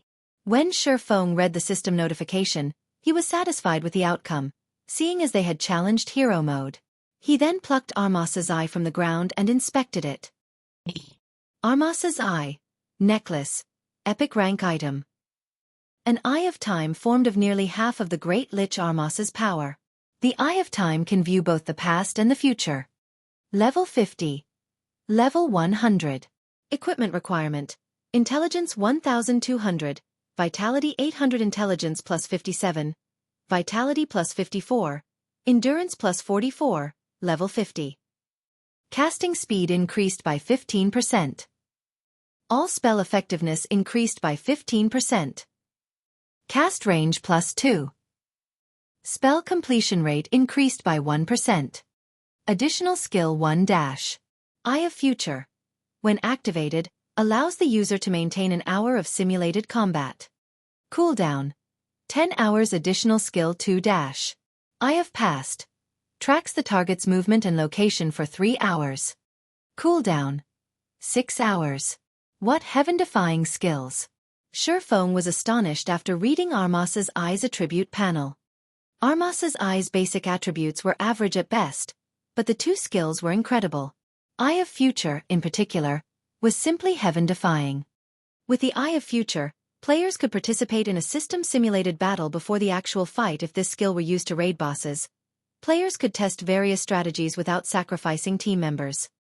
If used in a PvP battle, although the main god system wouldn't be able to replicate enemy players' movements perfectly, it could mimic players with an 80% to 90% accuracy. If players could practice against their simulated opponents before the actual battle, they would be more confident during the actual battle. Most importantly, Eye of Future could reveal an enemy's true strength. Meanwhile, the simulated player would remain wholly ignorant of their trump card's exposure. The only downside was that Eye of Future had a very long cooldown. Even so, it was amazing. After Xueqi finished marveling over Armas's eye, he examined the rest of the loot. A total of 131 items had dropped from the throne. Over half were rare materials, magic crystals, and mana stones. Only 23 items were weapons and equipment. Among the weapons and equipment dropped, the best was the epic weapon, Nether Scepter, a top-tier staff for summoners. The staff enhanced summoned creatures using Nether Spirit, which increased their basic attributes by 25%. The staff could also summon a squad of Nether Guards, consisting of 1 captain and 9 soldiers. The captain was a High Lord, while the 9 soldiers were lords. Xueqi had also obtained the chest piece for the Dark Corrosion set, the last piece he needed to complete the Dark Gold set equipment. Including the set effects, the Dark Corrosion set granted a total of 180 points of fire resistance. With such high fire resistance, players would have no trouble against a fire-type boss. Moreover, the set offered higher basic attribute bonuses than ordinary Dark Gold set equipment of the same level. Xueqi had Cola equip the Dark Corrosion set without hesitation. Upon equipping the set, Cola's basic attributes skyrocketed. His HP also reached 87,000. With this fire resistance, a Tier 1 player's fire-type attacks will likely have no effect on me, Cola said, astonished when he saw his fire resistance. He now had more than 200 points.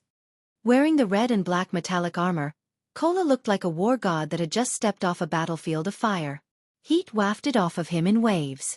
Seeing this, Unyielding Heart and Phoenix Rain raised their evaluation of the Dark Corrosion set.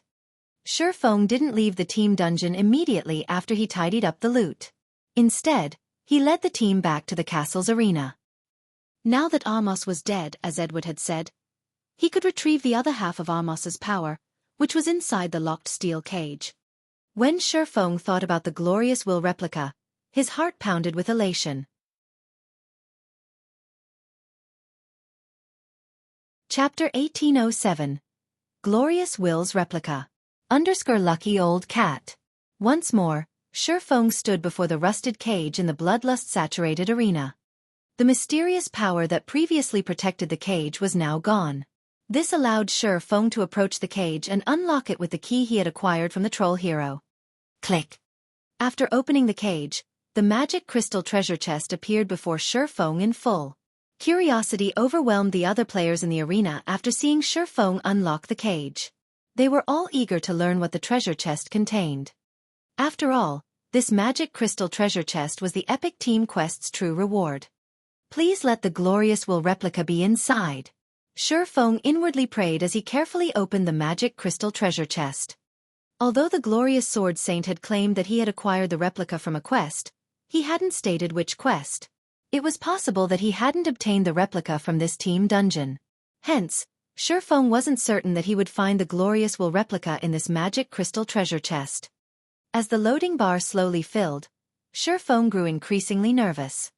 After the 20-second activation progress completed, the magic crystal treasure chest's lid slowly lifted on its own. Golden light then illuminated the entire arena. The arena's ambient mana even grew slightly denser. What's going on? Opening the treasure chest can actually increase the arena's mana density. This treasure chest is amazing. Could it be a legendary treasure chest? How is that even possible? Why would the system award players with a legendary treasure chest just for completing an epic team quest? At the very least, you'd have to complete a legendary quest to get something like that. I guess that's true. Even so, that chest definitely has an epic item. That's right. I had never thought that it was possible to acquire such a huge harvest by raiding a super large-scale team dungeon. We got so many more items than we could from a large-scale team dungeon. Zero Wing struck gold this time. With all of the weapons and equipment it earned from this raid, its main force will definitely become a lot stronger. Zero Wing will have a much easier time raiding super large-scale team dungeons in the future. As the light from the magic crystal treasure chest started to dim, the Dragon Phoenix Pavilion and Unyielding Soul members chatted among themselves. They could already see Zero Wing growing even stronger in the future. Even if the guild had a numbers problem right now and would not be able to raid other super large-scale team dungeons for some time, the guild should have no problems raiding large-scale team dungeons in kingdoms and empires with all of the loot it had acquired from the Eclipse throne. Cycling, once we return, notify the guild's upper echelons and tell them that I'm holding an emergency meeting, Unyielding Heart whispered to the male cleric beside him. Vice guild leader, you couldn't possibly be thinking of inviting them, right? Cycling Light asked in surprise. Isn't that a little too risky? Aside from the other vice guild leaders, I'm afraid the guild leader won't agree to it. Zero Wing might be an outsider, but you've witnessed the guild's strength personally. Zero Wing's main force is no weaker than a super first-rate guild's. I believe that with this strength, the guild leader will be very happy to get Zero Wing's assistance, Unyielding Heart said, smiling. We truly have to thank Lingsha for this. If she hadn't sent us to help Zero Wing, we'd likely remain ignorant of Zero Wing's strength. Indeed. We really have to thank Miss Lingsha. Cycling Light nodded. Miss Lingsha likely discovered Zero Wing's strength a while ago, so she asked us to do everything we could to help the guild. He hadn't understood why Mu Lingsha had wanted them to help Zero Wing, but now, he had to admire her excellent insight. It was no wonder why Unyielding Soul's board of directors had voted to make Mu Lingsha the guild's current honorary elder. When Mu Lingsha was first conferred the position, the decision had displeased many of the guild's upper echelons and elders. After all, Mu Lingsha was simply too young. She also wasn't very familiar with God's domain, and she wasn't particularly famous in the virtual gaming world. It simply wasn't fair that she should have so much authority in the guild. Looking at it now, however, Cycling Light thought that Mu Lingsha definitely deserved the position. Standing nearby, Blue Phoenix glanced at Unyielding Heart and Cycling Light. Big Sis Rain, it seems Unyielding Heart has become very interested in Zero Wing, Blue Phoenix said quietly. That's normal. The power Zero Wing displayed truly exceeded everyone's expectations. Zero Wing's strength is nothing like what a first-rate guild should have, Phoenix Rain said, chuckling. Nine Dragons Emperor is still trying to find a way to eliminate Zero Wing. I'm really curious to see what kind of expression he'll make once he learns that Unyielding Soul wants to deepen its relationship with his rival. The struggle for the position of Great Pavilion Master had grown more intense lately, and thanks to the wonderful misunderstanding that Zero Wing was one of her subordinates, she had gained the upper hand in the competition for the position. Although she had tried multiple times to refute the misunderstanding, she no longer felt that it was a bad thing to let the misunderstanding continue. The stronger Zero Wing became, the greater her chance would be of becoming the next Great Pavilion Master. However, she was surprised when she considered how fast Zero Wing developed. When she had first encountered Zero Wing, it had been just another small guild in the kingdom. Now, however, even a veteran super first-rate guild like Unyielding Soul considered Zero Wing important. This development speed was a little scary. Meanwhile, when the magic crystal treasure chest opened fully within the iron cage, Xueqi was stunned by what he saw. He had to admit that a gold magic crystal treasure chest was indeed amazing. The items inside were far more impressive than the contents of an epic treasure chest. Although this gold magic crystal treasure chest didn't have as many items as the one he had found in the Lost Town, the item's quality was just as high. There were a total of 5 items inside the treasure chest. The first was an epic consumable called Frost Hell. It was a domain tool that could be used to alter the weather. However, it could only be used 5 times. The second item was a warrior summoning order.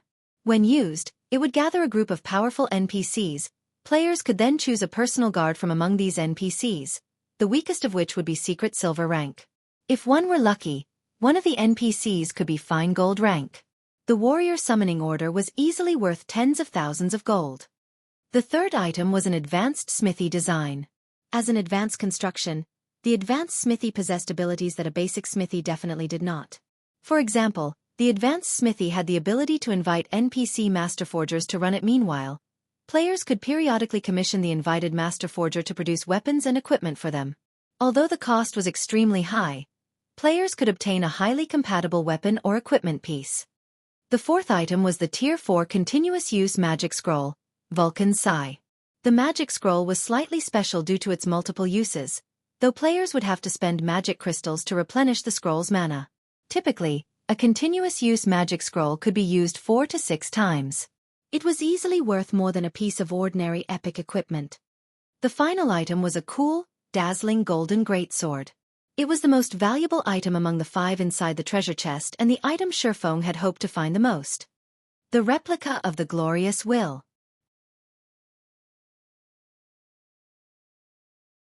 Chapter 1808. Sword of Violence. Lucky Old Cat. The glorious will was a golden greatsword radiating a golden glow. A bundle of golden flames encased within its hilt emanated a sacred aura. The weapon's cool design would easily captivate its wielder. As Xueqi inspected the greatsword in his hands, everyone else in the arena had their attention drawn to the weapon. What's that sword? It's so amazing. It's actually giving off such a powerful aura despite being in an inactive state. Why does that sword look somewhat familiar? Ha! That looks like the great sword the NPC from before had. That sword looks so cool. I wonder, what is its rank? I'm guessing it should be an epic weapon at the very least. There's no way a dark gold weapon would feel this powerful. Everyone discussed quietly among themselves as they looked at the glorious will Xueqi had retrieved from the magic crystal treasure chest many swordsmen and berserkers, the only 2 classes capable of using 2-handed weapons like greatswords. In the team stared at the greatsword greedily, their eyes turning bloodshot. Sure enough, it really is amazing. Xueqi was astonished as he checked the glorious will's attributes. Glorious will, replica, 2-handed sword, epic rank. Level 50. Level 100. Equipment requirement. Strength 2000. Attributes adjust according to user's level. Attack power plus 2320, level 50. Strength plus 285, endurance plus 240, agility plus 265, attack speed plus 10. Attacks have 20% chance to transform into a sword of light and penetrate through all defenses. 30% chance to trigger scorching radiance, increasing strength by 40% and damage by 210%. When equipped, increases strength by 30% and agility by 10%. Attack range plus 2. All weapon-related skills plus 2 levels. Ignore levels plus 15. All item level requirements reduced by 5 levels. Additional passive Xueqi. Radiance domain increases the wielder's movement speed, attack speed, and reaction speed based on the number of creatures within a 50-yard radius. Each additional creature provides a 1% boost, up to a maximum of 30%. Additional active skill 1-. Will of Light grants the Will of Light onto the weapon, increasing strength by 150% and inflicting 400% damage to a 5 by 25-yard area in front. Can be used up to 5 times. Each use has a 1-minute cooldown. Additional active skill 2-. Myth of Light temporarily increases user's tier by 1, up to a maximum of tier 4, to deal 1 devastating attack in a 50-yard cone.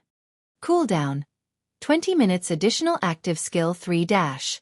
Light speed allows the user to transform into light and instantly travel a maximum distance of 150 yards. Afterward, increases movement speed by 50% for 15 seconds. During this duration, user can also control an attack with 16 swords of light formed using the power of light. Each sword of light can attack only once. Each sword of light has 80% of the user's attributes. Cooldown 5 minutes. This is a replica forged by Lich Armas using the power of the Sun Crown. Due to insufficient power, Armas failed to complete the replica. Currently, this replica is still in an incomplete state. Gather 100,000 magic crystals and 100 sun essences to complete the replica. The replica has currently absorbed 0 magic crystal and 0 sun essence. Looking at the glorious will in his hands, Xueqi felt that the weapon was basically a sword of violence. It possessed paramount strength. Ordinary epic weapons simply could not compare to it. Moreover, this greatsword was even useful for chasing fleeing or swiftly moving targets. The skill Light Speed in particular allowed its wielder to cross a distance of 150 yards instantly. With the ability to traverse such a distance in a heartbeat, players would be able to execute many feats. This greatsword was perfect for berserkers and swordsmen lacking in survivability when grinding in the fields. In the past, thanks to Glorious Will, the Glorious Sword Saint had managed to escape many fatal situations. Moreover, despite the current Glorious Will already being very powerful, it was still incomplete. In its completed state, the weapon's life-saving capabilities would be much better. This was also the reason why the Glorious Sword Saint had become one of the most difficult sword saints to kill in God's domain in the past. Titan's Hand allowed berserkers to temporarily wield 2 two-handed weapons simultaneously. Although only one weapon's basic attributes would apply, the skills and effects of the inactive weapon could still be used like normal. For me, Gentle Snow was slightly confused as she received the Titan's Hand skillbook and Glorious Will. However, after she inspected the items, she was dumbfounded, especially when she saw the attributes of Glorious Will. Guild leader this. You are the only person in the entire guild who has enough strength to use this weapon. Nobody else can use it. Letting it sit inside the guild warehouse would be a huge waste, Xueqi said. I understand. I'll make sure to put it to good use. As an expert sword user, Gentle Snow could not help but be excited as she held Glorious Will. After trading Glorious Will to Gentle Snow, Xueqi had everyone exit the team dungeon.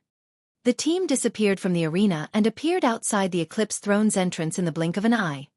Guild leader Black Flame, we'll be leaving first, then. Once you collect another Dark Corrosion set, you must remember to contact us, Unyielding Heart said. Of course. Once I have the second set, I'll contact both of you immediately. Xueqi nodded. He was also very eager to sell the Dark Corrosion set. After all, this was a huge money-making opportunity. However, right when the Dragon Phoenix Pavilion and Unyielding Soul members were activating their return scrolls, a magic array suddenly appeared in the sky. In the next moment, the activation process of everyone's return scrolls was forcibly halted. You've made us wait for quite some time now. Do you think you can leave this place so easily?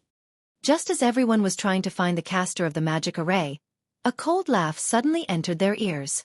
Then, a large group of players, easily numbering over 1,000, suddenly jumped down from the trees of the wetlands before them. A short moment later, a level 55 middle-aged man holding an ancient blackhorn bow walked out of this group. Black Shark. Unyielding Heart's complexion darkened when he saw this middle-aged man.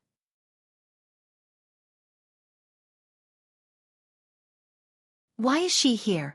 Unyielding Heart frowned when he saw the woman in dark blue. Others might be unfamiliar with this beauty, but he knew her well. This woman was named Veiled Spirit, the leader of the dark forces plaguing the Copper Eagle Kingdom, which neighbored the Dark Knight Empire. She was also the commander of Shadow Claw, a dark adventurer team. He knew of this woman because Veiled Spirit had personally destroyed Unyielding Soul's subordinate first-rate guild, which used to rule over the Copper Eagle Kingdom. As one of Unyielding Soul's subordinated guilds, Unyielding Soul had dispatched many experts to assist the first-rate guild. In the end, however, Unyielding Soul failed to change the first-rate guild's fate. On the contrary, Veiled Spirit's Shadow Claw adventurer team had slaughtered the dozen or so peak experts Unyielding Soul had sent and the legion of several thousand players that had accompanied them. Spirit, your timing sure is impeccable, Black Shark said as he eyed the approaching woman. 3 powerful guilds' main forces have gathered here. How could Shadow Claw possibly miss such a rare opportunity? Veiled Spirit said, chuckling. Fine. I'll leave the Dragon Phoenix Pavilion's members to you. I'll take Zero Wing and Unyielding Soul's members, Black Shark said.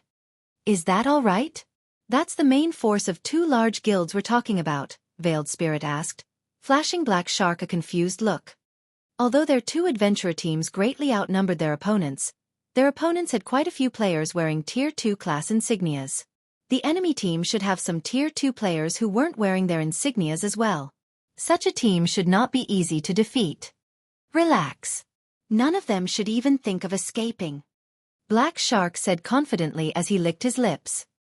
During his previous investigations, he had learned that the 3 guilds had come together to raid a dungeon, so he had come prepared. In fact, his original plans had never taken Shadow Claw's participation into account. He had been fully intent on devouring all 3 guilds. Now that Shadow Claw had arrived, he'd have an easier time taking down Zero Wing and Unyielding Soul's forces, although he would have to share some of the profits due to the Alliance's rules. Fine then. I'll take a little loss this time, Veiled Spirit said, nodding after she saw Black Shark's confidence. Although she wasn't all too willing to let Black Shark monopolize the items of Zero Wing and Unyielding Soul's members, the Dragon Phoenix Pavilion's Phoenix Rain and other experts weren't exactly easy opponents.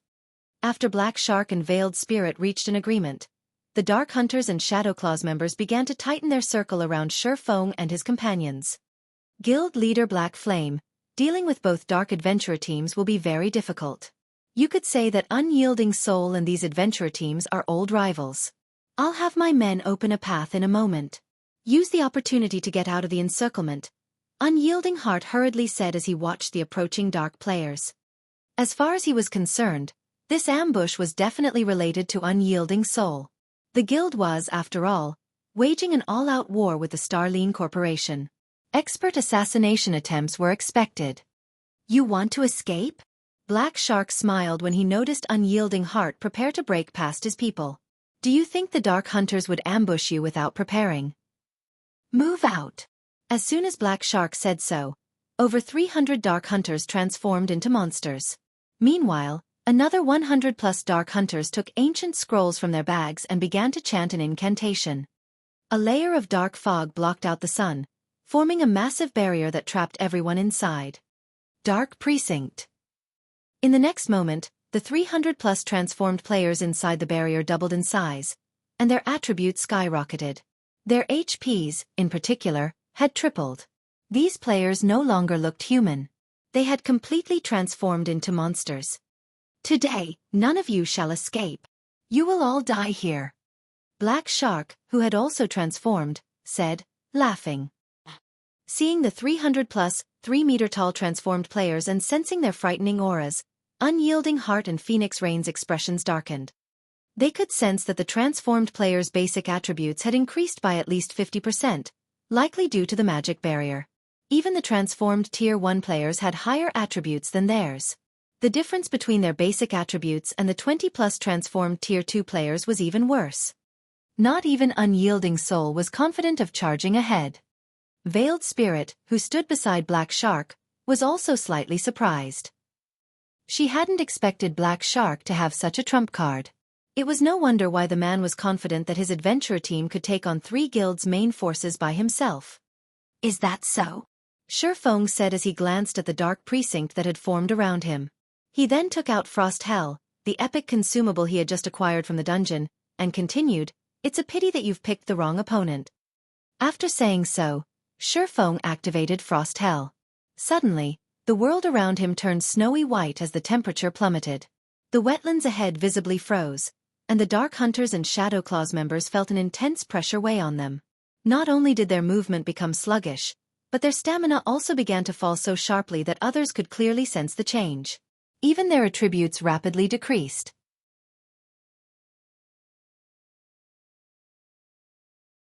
Chapter 18:10. Taboo Potion. Lucky Old Cat. Why is this domain skill so powerful? Black Shark was astounded as he watched his attributes fall. Not only had his basic attributes decreased by 20%, but his movement speed and reaction speed had also decreased considerably. Most importantly, the Dark Precinct he had used failed to suppress this domain skill. Dark Precinct was far more powerful than a domain skill because the magic array formed a separate world within itself. No domain skill could compare. Yet, Dark Precinct had failed to suppress the effects of Xueqi's domain skill, and the domain skill had reduced their attributes by as much as 20%. However, Black Shark didn't know that Frost Hell was slightly unique. While it was considered a domain skill, it was also a weather spell that could change an area's weather. Moreover, Frost Hell was a Tier 4 domain skill, so it was still effective despite Dark Precinct. Thanks to Frost Hell, the Dark Hunters and Shadow Claws' strength had decreased significantly. Although Dark Precinct still gave the 300+ transformed players more strength than normal. Overall, the 2 Dark Adventurer teams no longer posed as much of a threat to the 3 guilds' main force members. Unyielding Heart and Phoenix Rain breathed sighs of relief because of this turn of events. They had come here to help Zero Wing raid a team dungeon. They hadn't brought any powerful tools essential for team battles, such as domain magic scrolls, with them. Fortunately, Xueqi had the foresight to carry a domain magic scroll. Otherwise, this upcoming battle would have been disastrous. Black Shark. Do you still want to fight? Your trump card has been suppressed. Both of our sides are roughly equal in combat power. Nobody can say for certain who will win this battle, Unyielding Heart stated, hoping to scare Black Shark into backing off. I'll admit that I underestimated you, but do you really think that I only prepared 1 trump card? Black Shark said, sneering. I had planned to save this for a more suitable stage, but I'll let you have the first taste. In the next moment, several normal Dark Hunters pulled dark blue potions from their bags, consuming them. These Dark Hunters then roared with excitement. Their skin began to turn dark blue as tough scales grew all over their bodies. Tails sprouted from these players' rears. These players now looked like dragonoids, not humans. Looking at these dragonoids, the members of Zero Wing, Dragon Phoenix Pavilion, and Unyielding Soul were stupefied. They couldn't believe their eyes. What is going on? These people. Phoenix Rain was shocked as she stared at the players with tails. Even as one of the Dragon Phoenix Pavilion's pavilion masters, this was the first time she had seen anything like this. The Dragonoid players radiated violent auras that felt like some wild beast. Aside from the increased attributes, Phoenix Rain could sense that these players now had higher life ratings than hers. She could explain the Dark Hunter's ability to transform into monsters as a result of a class unique to Dark players. After all, Dark players had their own unique development path, but she had never heard of a potion that could transform a player into a Dragonoid. Everyone, charge! You may claim any item that you get from your kills. Black Shark shouted as he readied his longbow. Hearing Black Shark's command, the Dark Hunters revealed crazed expressions. Without hesitation, they split up and charged at Zero Wing and Unyielding Soul's members. Unwilling to fall behind, Veiled Spirit took out a Tier 3 buff scroll and activated it, increasing her team members' basic attributes, raising them to their original values, although her people's mobility was still affected. After receiving the buff, Shadow Claws members charged at the Dragon Phoenix Pavilion members. Less than 200 yards had separated the combatants. Ignoring Frosthell's influence, all of the ranged players began to exchange blows.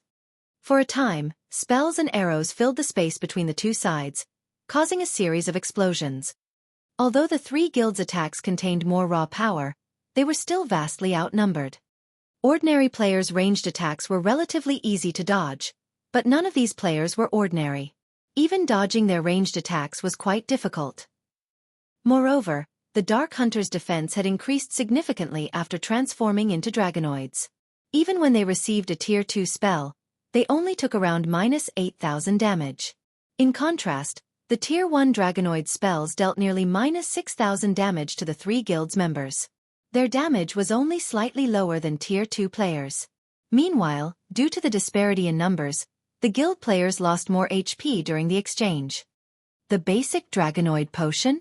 Xueqi was astonished after seeing the Dragonoid's combat power. Why do the Dark Hunters have this kind of taboo potion? Could they have someone capable of brewing it already? At first, he hadn't been certain that the potion the Dark Hunters had used was the basic Dragonoid potion, but after seeing their defense and attack power, he was sure that they had used that exact potion. The basic Dragonoid potion was capable of turning humans into Dragonoids, and the purer the potion was, the closer one would become to a true Dragonoid after consuming it. It was an extremely rare potion. Basic Dragonoid potions did not provide much in terms of basic attributes. They generally only provided a 10% to 15% increase. However, the potion provided a significant boost to reaction speed, kinetic vision, defense, and attack power. As for intermediate Dragonoid potions, not only would the potion increase its user size, but it also provided considerable improvement in terms of basic attributes. An intermediate Dragonoid potion generally provided a 25% to 30% increase. However, at the end of the day, humans were still human. A human's body couldn't endure the violent power of a Dragonoid. Any human that consumed a Dragonoid potion, whether they were an NPC or a player, was guaranteed to die after half an hour. Hence, Dragonoid potions were considered taboo potions. However, since players were immortal, they'd only lose half a level of EXP after they died from drinking a basic Dragonoid potion, not an entire level. Hence, many crazy players loved the potion. Xueqi had never dreamed that the Dark Hunters would have so many basic Dragonoid potions. Moreover, he hadn't expected them to use it without hesitation. With the increased defense and attack power provided, 3 to 5 Tier 1 Dragonoids working together would be more than enough to defeat a Tier 2 expert. It was also very difficult to kill Dragonoid players quickly. To make matters worse, there were the 300+ monster players that were capable of unorthodox attack methods. After a brief clash between the enemy ranged players, Zero Wing and Unyielding Souls members felt their disadvantage, and several of their members had already died. In contrast, the Dark Hunters had only lost a dozen or so members. Moreover, every one of these members was only a Tier 1 player. The adventurer team's 24 or so Tier 2 players were still alive and kicking. Prioritize the healers and magical classes. Do not let them break through the encirclement. Black Shark instructed when he saw his melee members close in on the enemy ranks. After saying so, Black Shark knocked his bow and released 9 arrows simultaneously. All 9 arrows targeted one of Zero Wing's shield warriors, and each had the power of a peak Tier 2 attack. Moreover, Black Shark had accurately aimed for the shield warrior's blind spots. Even if the shield warrior tried to block the arrows with his shield, he would be monetarily paralyzed. The several Dragonoid players before him would then take advantage of the gap, and the shield warrior would fall. Just before the arrows struck, a white light flashed before him. Like a barrier of light, the flash struck down the 9 arrows, and several Tier 1 Dragonoid players lost all of their HP instantly. How is this possible? Black Shark's expression darkened when he saw his Tier 1 members die. He knew just how much HP and defense a Tier 1 Dragonoid possessed. This figure was none other than Gentle Snow, who had just learned Titan's Hand and equipped Glorious Will. Disappear! Swinging Glorious Will, Gentle Snow sent 16 swords of light flying at Black Shark.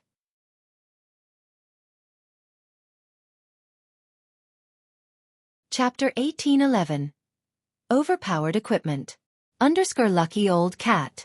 So fast. The members of Dark Hunters couldn't help their surprise as they watched Gentle Snow attack Black Shark. Gentle Snow was simply too fast. Not only had she broken through their defensive lines without much effort, but she had also reached their commander in the blink of an eye. Her 16 swords of light also targeted Black Shark's blind spots.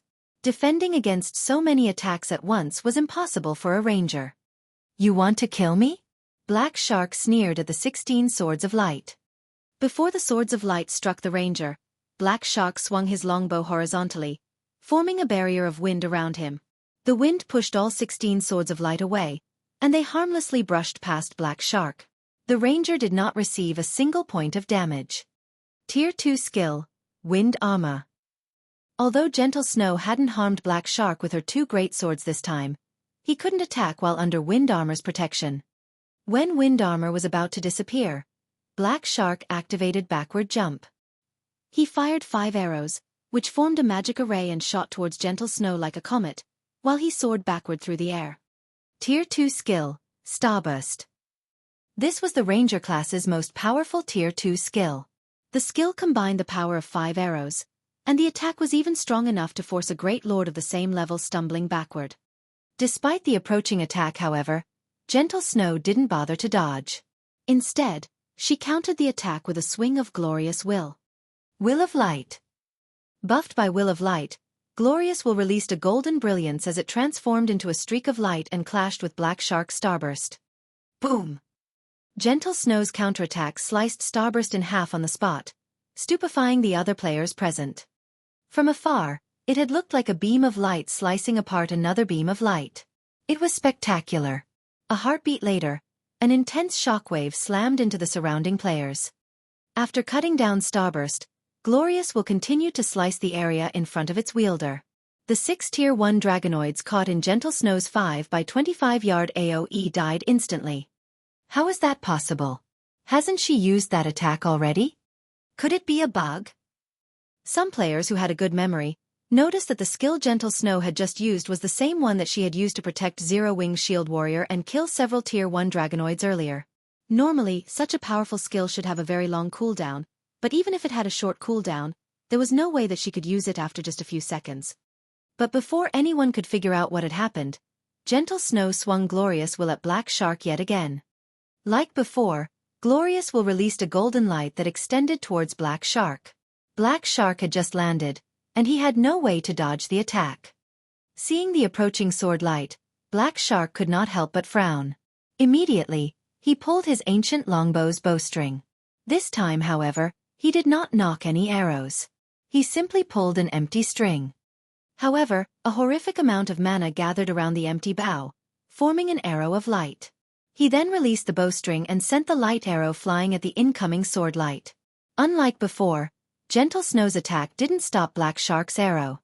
On the contrary, the light arrow shattered the sword light as it continued towards Gentle Snow. Die! Black Shark sneered as he watched the arrow come within 10 yards of his target. This arrow of light wasn't a result of a ranger skill. It was actually one of his bow's skills, Space-Shattering Arrow. Not only could it enhance his attack by 1 tier, but it could also severely injure a Grand Lord of the same level. Suddenly, the light arrow split into over 30 miniature copies. Even Gentle Snow felt powerless for a moment as she watched the tiny arrows rain down. Meanwhile, the nearby Dark Hunters revealed victorious expressions. They were all very familiar with their commander's move. Each one of those miniature arrows carried 100% of Black Shark's strength. Even if just a few arrows found their mark, Gentle Snow would lose a significant amount of HP. However, something unexpected happened suddenly. Once again, Gentle Snow raised Glorious Will high, and it released the same golden glow it had twice before. Glancing at the 30+ arrows flying towards her, Gentle Snow swung down Glorious Will. Once again, a golden beam of light shot forth from the Greatsword, instantly devouring every light arrow and continuing toward Black Shark. Responding quickly, Black Shark leaped out of the golden beam's way in the nick of time. When the ranger stood back up, he could not help but stare at Gentle Snow in utter shock. Who is she?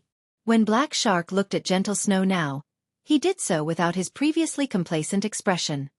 He was a ranger, a class that focused on ranged attacks, yet despite facing a berserker like Gentle Snow, he was at a disadvantage. This was simply unbelievable. Even Veiled Spirit, who commanded her allies in battle, wore a somber expression as she looked at Gentle Snow. She was quite familiar with Black Shark's strength. Even when Black Shark had fought Unyielding Heart, Unyielding Soul's #1 berserker, he had suppressed the man easily as long as he didn't allow the berserker within melee range, yet a different berserker had suppressed him in a ranged battle. During the brief moment while Gentle Snow had both Black Shark and Veiled Spirit distracted, a series of screams rose from the Dark Hunter's army. To be precise, they came from the MTs that had transformed into dragonoids. Despite having transformed into dragonoids, a single female assassin was slaughtering the Tier 1 MTs. Moreover, the female assassin was only using Tier 1 skills to kill the full HP MTs. Elsewhere, a female elementalist hurled one spell after another, the ice and fire type spells instant killing any player who was not an MT. When 3 Tier 2 players tried to stop this elementalist, she split into 3 clones. Each copy easily suppressed the 3 Tier 2 players that assaulted her, and in the end, she killed all 3 in fewer than 5 moves. This startled the nearby Dark Hunters. A short distance away, a Guardian Knight rampaged among the Dark Hunters' front line. With a single charging attack, the Guardian Knight sent more than 10 players flying. Even when the player took Tier 2 attacks directly, the Guardian Knight only lost a little over 2,000 HP. The Guardian Knight's defense was even higher than the Dragonoid players. So many of Zero Wing's members displayed ridiculously high combat power. Just one of these Zero Wing members could contend with 2 or 3 Tier 2 Dark Hunters. Because of these Zero Wing players, the Dark Hunters, which had the upper hand initially, suffered constant casualties. So strong. Cycling Light, who currently fought a Tier 2 player, was stunned when he saw Fire Dance and her companions fight from the corner of his eye. Shark. We can't let this continue. Even if we win, we'll likely suffer severe losses. We should wait for the other adventurer teams to arrive and take action together, Veiled Spirit messaged Black Shark through a private chat. Several other adventurer teams have heard about our ambush. I doubt it will be long before they arrive. While it was true that they had been hired to annihilate Zero Wing, they had stated one precondition for taking this job. They couldn't afford too heavy of a loss. Otherwise, the rewards weren't worth the cost. All right. Let's retreat, Black Shark said, gritting his teeth as he agreed to the temporary withdrawal. Although he was reluctant to run from his fight with Gentle Snow, the situation right now in the 3 guilds' favor. Moreover, the basic Dragonoid potion his allies had consumed lasted half an hour. That was more than enough time for the other adventurer teams to arrive and assist them in a second assault. Following which, Black Shark ordered his army to pull back. You want to leave? Realizing that Black Shark was trying to widen the distance between them, Gentle Snow used Will of Light once more. Damn it! How many times can she use that skill?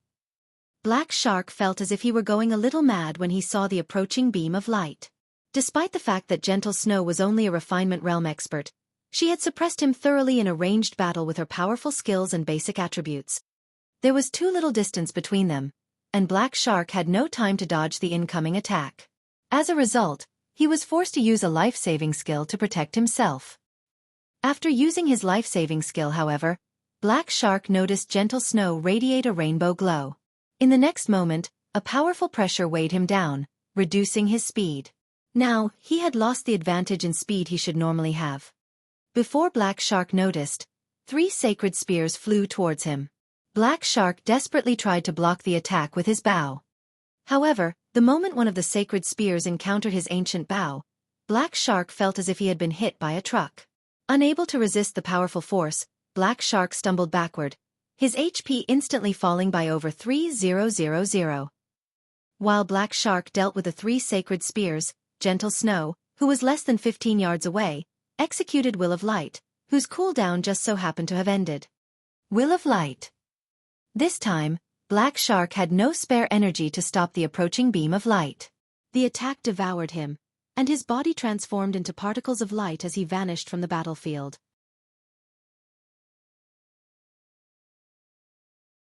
Chapter 1812. Light's Power. _Lucky Old Cat.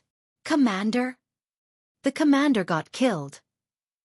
Is she a monster? Seeing Black Shark's body disappear, the members of the Dark Hunters Adventurer team were stunned. A few members had even forgotten to attack and took direct hits from Zero Wing and Unyielding Souls players. How could the commander lose? Lonely Lamp could not bring himself to believe what he had just seen. Black Shark's strength had imprinted itself on Lonely Lamp and the other Dark Hunters' minds long ago. Not only were Black Shark's combat techniques astounding, but he also wore the best equipment available at this stage of the game. Even if he faced Super Guild's old monsters, he could enter and leave the battlefield freely. If a group of Tier 2 players had ganged up and killed Black Shark, Lonely Lamp could believe that his commander had died, but a single player had faced and killed Black Shark. Moreover, that player wasn't a monster-level expert that had enjoyed many years of fame in the virtual gaming world. How could he possibly accept this fact as true? How is she so strong? Unyielding Heart, who looked at Gentle Snow standing proudly in the distance, was at a loss for words when he saw what had happened. Both surprise and admiration filled his heart. He was no stranger to the name Gentle Snow. After all, she had once been a guild leader herself. Although her guild had been disbanded due to the Blackwater Corporation's intervention, it was an inescapable fact that Gentle Snow was a very talented player. After Ouroboros had disbanded, Unyielding Soul had attempted to recruit Gentle Snow, and it hadn't been the only superpower to reach out to her. According to Unyielding Heart's knowledge, at least 3 superpowers had tried to recruit the Snow Goddess. In the end, however, Gentle Snow had chosen to join Zero Wing, which had been an unknown guild at the time. This decision disappointed the various superpowers. During the earlier dungeon raid, Unyielding Heart's opinions about Gentle Snow had been reaffirmed. The woman was indeed extremely talented and would no doubt become a famous expert in God's domain in the future. Right now, however, Gentle Snow's combat standard was still too rough. She relied entirely on her advantage in basic attributes to contend with the various superpowers' peak experts. Unyielding Heart had never imagined that just by switching to a new weapon, Gentle Snow would be able to display combat power on par with experts like himself. By relying on that horrific skill of hers, her victory over Black Shark, who was very famous among the Dark Knight Empire's dark forces, had been overwhelming. Unyielding Heart could not help but pity Black Shark. He also understood why Black Shark had lost. If he had to challenge Gentle Snow, he'd likely suffer a similar fate. It was simply absurd that Gentle Snow could use a skill with such high burst damage repeatedly within such a short time. This was no longer an attack that could be mitigated with techniques. Not even an assassin, the class with the most life-saving skills, would get away from Gentle Snow unscathed, much less a ranger like Black Shark. If Black Shark had to blame someone for his death, he could only blame himself for launching his ambush with such poor timing. He had actually attacked on the day Zero Wing raided the Eclipse throne. Moreover, the ambush had taken place after Zero Wing had cleared the super large-scale team dungeon. Thanks to the dungeon's loot, Zero Wing's members had improved their weapons and equipment considerably. What immense power! Just what is that weapon? Phoenix Rain was a little astonished as she looked at the glorious will Gentle Snow wielded. Although she knew that any weapon from the magic crystal treasure chest would be extraordinary, she had never thought the weapon would be this powerful. Glorious Will had elevated Gentle Snow's combat power to a whole new level. This was especially true for her PvP capabilities. Moreover, Cola's performance on the battlefield was also eye-catching. Equipped with the Dark Corrosion set, Cola's entire body radiated a scorching aura. While in battle, this aura became even more intense. Any player that came close to the Guardian Knight would felt a stinging pain, losing their focus in the fight. Without enough fire resistance, players even took damage from this burning aura. Even against multiple Tier 2 melee experts, Cola easily sent them all stumbling backward with a single charging assault when struck by a Tier 2 fire-type spell. Cola would only receive around -2,000 damage. As for Tier 1 spells, they did less than -1,000 damage. To Cola, who had over 85,000 HP, this was barely a scratch. By himself, Cola had torn a hole through the Dark Hunter's defensive net. The Dark Corrosion set performed better than she had imagined. After a brief moment of silence on the battlefield, the Dark Hunters Adventurer team snapped out of their daze, but unexpectedly, the Dark Hunters didn't turn and flee. Instead, they stared at Gentle Snow with greedy eyes. That woman's combat standard is subpar at best. The fact that she can kill the commander must mean that she has excellent equipment. Her greatsword looks so cool. It's definitely not some ordinary weapon. She just finished a tough fight with the commander. She must have exhausted her skills. If we kill her now, we can claim her equipment for our own. Desire dominated the Dark Hunters as they watched Gentle Snow, who currently stood alone within her enemy's ranks. Have these people lost their minds? They're actually eyeing Gentle Snow at a time like this? Blue Phoenix was confused when she saw the Dark Hunters' greed. She simply could not understand what was going through these players' minds. The Dark Hunters had lost their momentum, yet rather than trying to escape, these players wanted to waste precious time to surround and kill Gentle Snow. Kill her. Avenge the commander. Right. Kill her for the commander. With a shout, 80 or so Dark Hunters near Gentle Snow charged at the female berserker. They had been in the process of retreating, and to kill Black Shark, Gentle Snow had reached their rear line by herself. She didn't have a single companion nearby. This was their opportunity to take her out and plunder her items. Moreover, they were all experts. They could tell that Gentle Snow had only defeated their commander because of the frightening skill she possessed. In their experience, such a powerful skill wasn't from a skill book. There was an 80% chance that the skill belonged to the weapons or equipment she used. Many of the Dark Hunters had already consumed the basic Dragonoid potion. They were going to die sooner or later. If they could kill Gentle Snow and get a piece of top-tier equipment before they died, their death would be worth it. Most importantly, there was a very high chance that they would succeed. Not good. Guild leader Black Flame, we need to save her. Unyielding Heart shouted as he watched the Dark Hunters surround the Snow Goddess. However, as soon as Unyielding Heart finished his statement, Gentle Snow charged straight toward the 80+ Dark Hunters approaching her. 5 of these Dark Hunters were Tier 2 experts. Even Black Shark would be hard-pressed to survive if surrounded by such a force. Yet, Gentle Snow showed no intention of running away. Instead, she simply raised Glorious Will. A moment later, the weapon began to cast a dazzling glow. She's going to use that move again. Everyone, pay attention to dodging. Lonely Lamp, who was part of the crowd charging at Gentle Snow, shouted. As experts, the Dark Hunters reacted very quickly. They had also long since estimated Will of Light's AoE, and maintained a suitable distance from each other.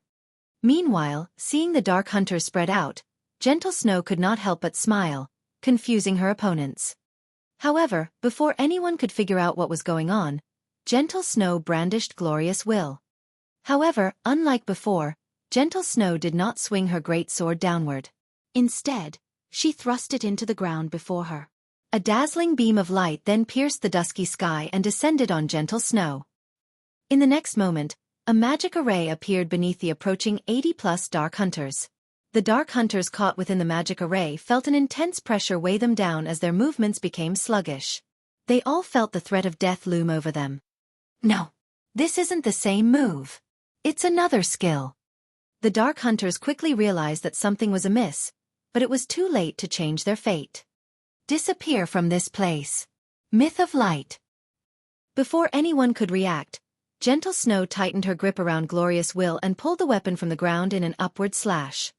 The sword light cut through the earth, shattering it. As the sword light moved forward, it rapidly expanded and devoured everything it touched. By the time the sword light disappeared, the fading light had revealed a 6-meter-deep crater that stretched out in a 50-yard cone before Gentle Snow. Ownerless weapons and equipment littered the crater.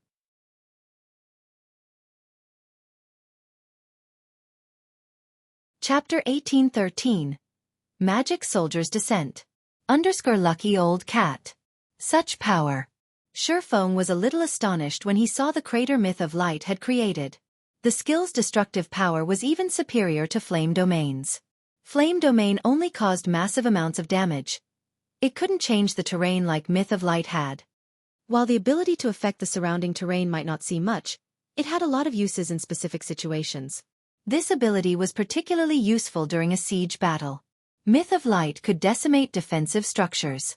It was far more powerful than an ordinary war weapon since its ability to alter the terrain would damage targeted defensive structures' defense and defensive magic array, making them more vulnerable to attacks. In the past, such items had been strategic resources for the various large guilds. A weapon like Glorious Will was no longer a weapon to be used against other players, but against towns and cities. Moreover, despite causing so much destruction, the current glorious will wasn't complete. When they gathered enough magic crystals and sun essences to upgrade it, the power of Myth of Light would increase further. Shurfeng wasn't the only person surprised by Myth of Light's destructive power.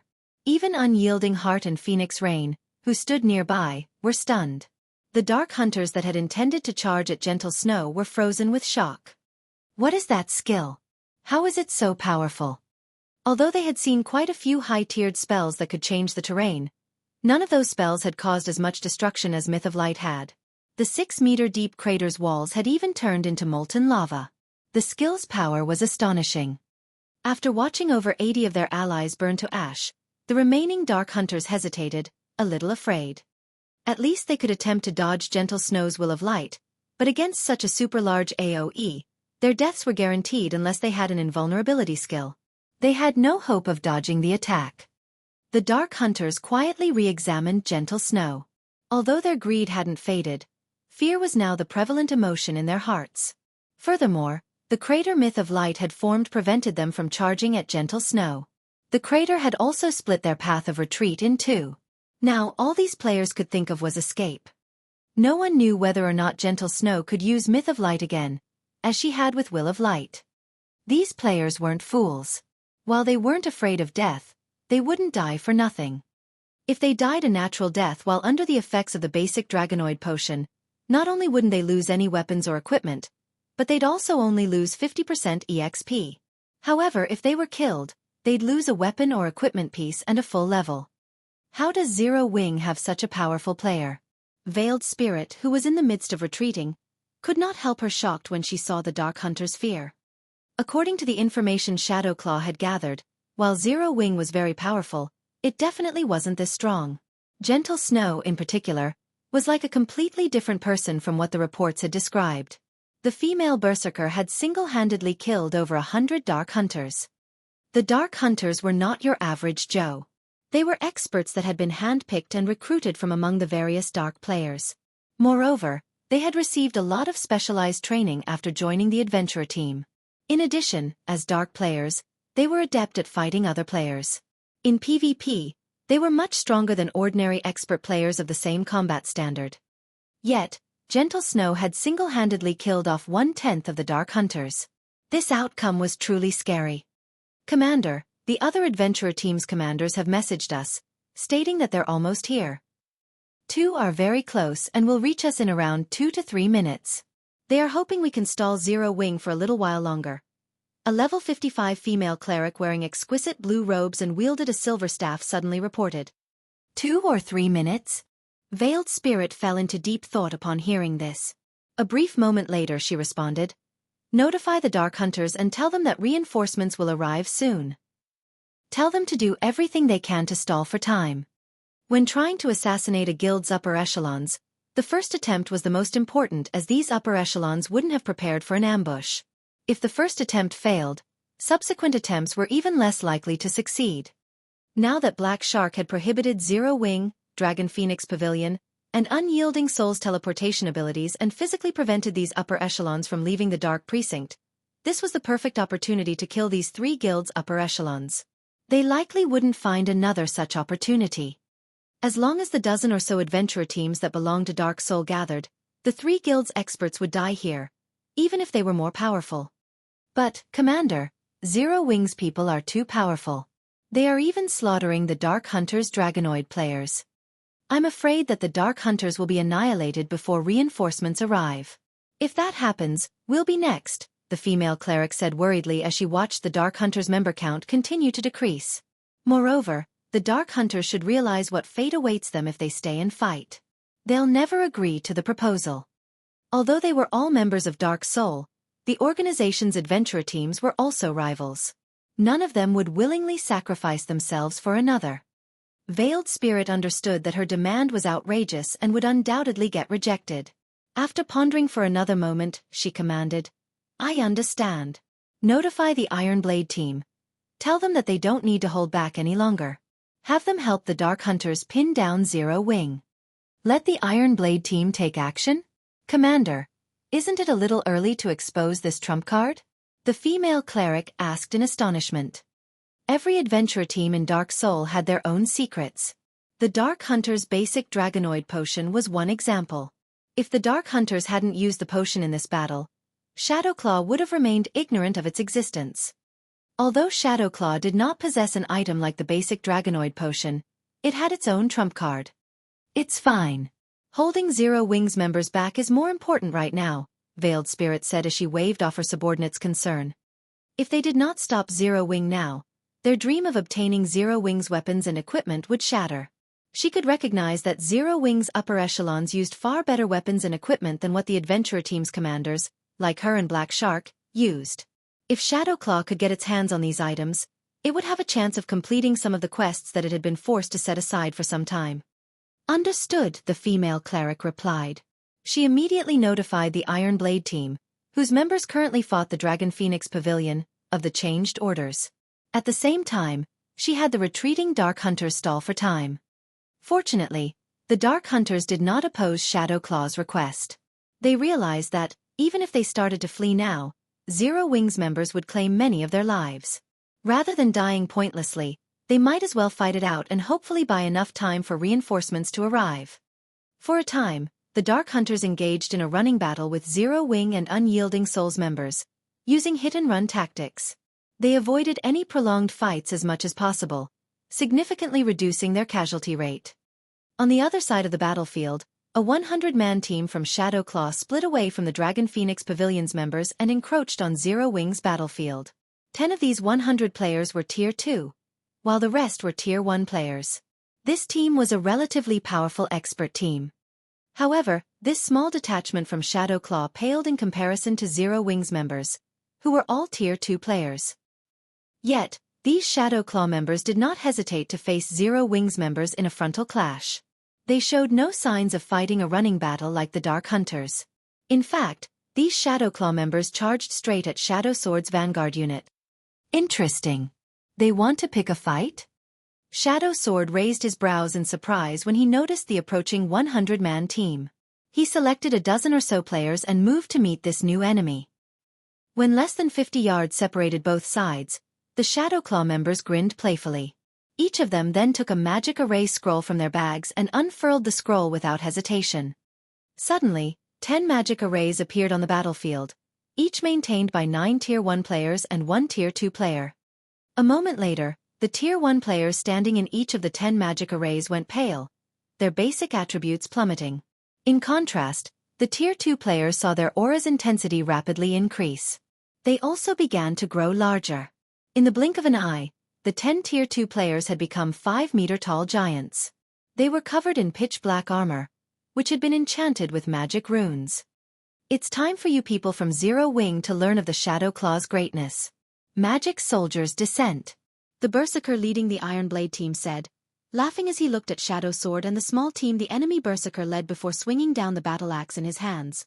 Reacting quickly, Shadow Sword activated Whirlwind Slash before the gigantic axe could reach him. Clang! With the sound of metal on metal, Shadow Sword was thrown over 20 yards away, and he wasn't the only one. The other enlarged players had also sent the dozen or so Zero Wing experts that had accompanied Shadow Sword flying, instantly dealing over -5,000 damage. The players that had taken a direct hit, however, had instantly lost over half of their HPs.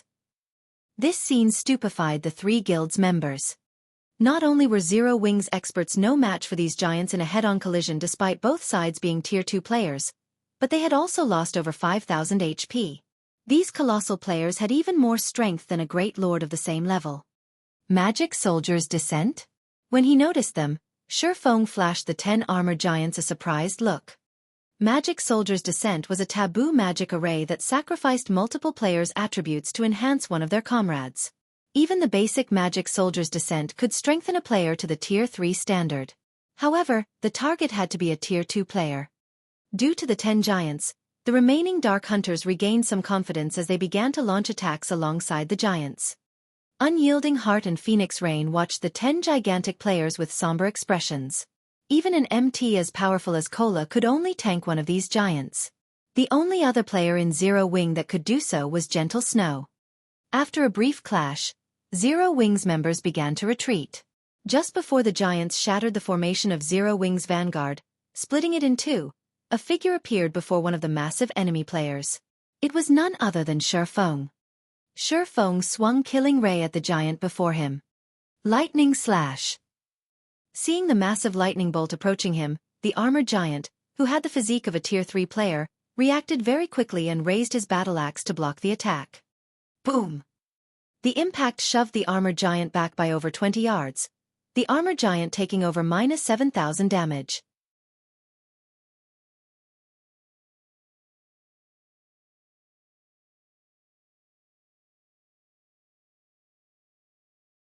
Chapter 1814. Appearance of the Black Dragon. Lucky Old Cat. When the 5-meter-tall armored giant got pushed back by over 20 yards, the entire battlefield suddenly fell silent. Even the 9 other armored giants fighting some distance away shifted their gaze to their repulsed companion. Guild leader? When Zero Wings members saw Xueqi appearing on the front lines, they all became very excited. Although Xueqi had already displayed superb combat power in the team dungeon, fighting in a battle against other players was another story. While inside a dungeon, the contribution an individual player could make was very limited. If one were to say that players only needed combat standards at the Trial Tower's 5th floor to raid a particular dungeon, then the maximum combat power that players could exhibit in a dungeon was the 6th floor standard. In that case, the combat standard that peak experts, who had reached the Trial Tower's 7th floor and beyond, could exhibit would be no different from that of 6th floor experts. They would not be able to display any additional strength in a dungeon despite their advantage in actual combat standards. However, a field battle against players was a different story. Depending on one's opponent, there was almost no limit to the combat standards one could exhibit. What great strength! Veiled Spirit, who was commanding the battle from afar, was startled when she saw the armored giant being pushed back. So, he is Black Flame. She knew very clearly what kind of strength the armored giants possessed. The armored giants had not only Tier 3 physiques but also extraordinary strength and defense. They could easily suppress a Grand Lord of the same level. The magic soldier's descent was made using a production scroll Shadowclaw had obtained from an ancient ruin. However, as the materials needed to make the magic array were extremely precious and difficult to acquire, Shadowclaw had only managed to make 10 of the magic arrays thus far.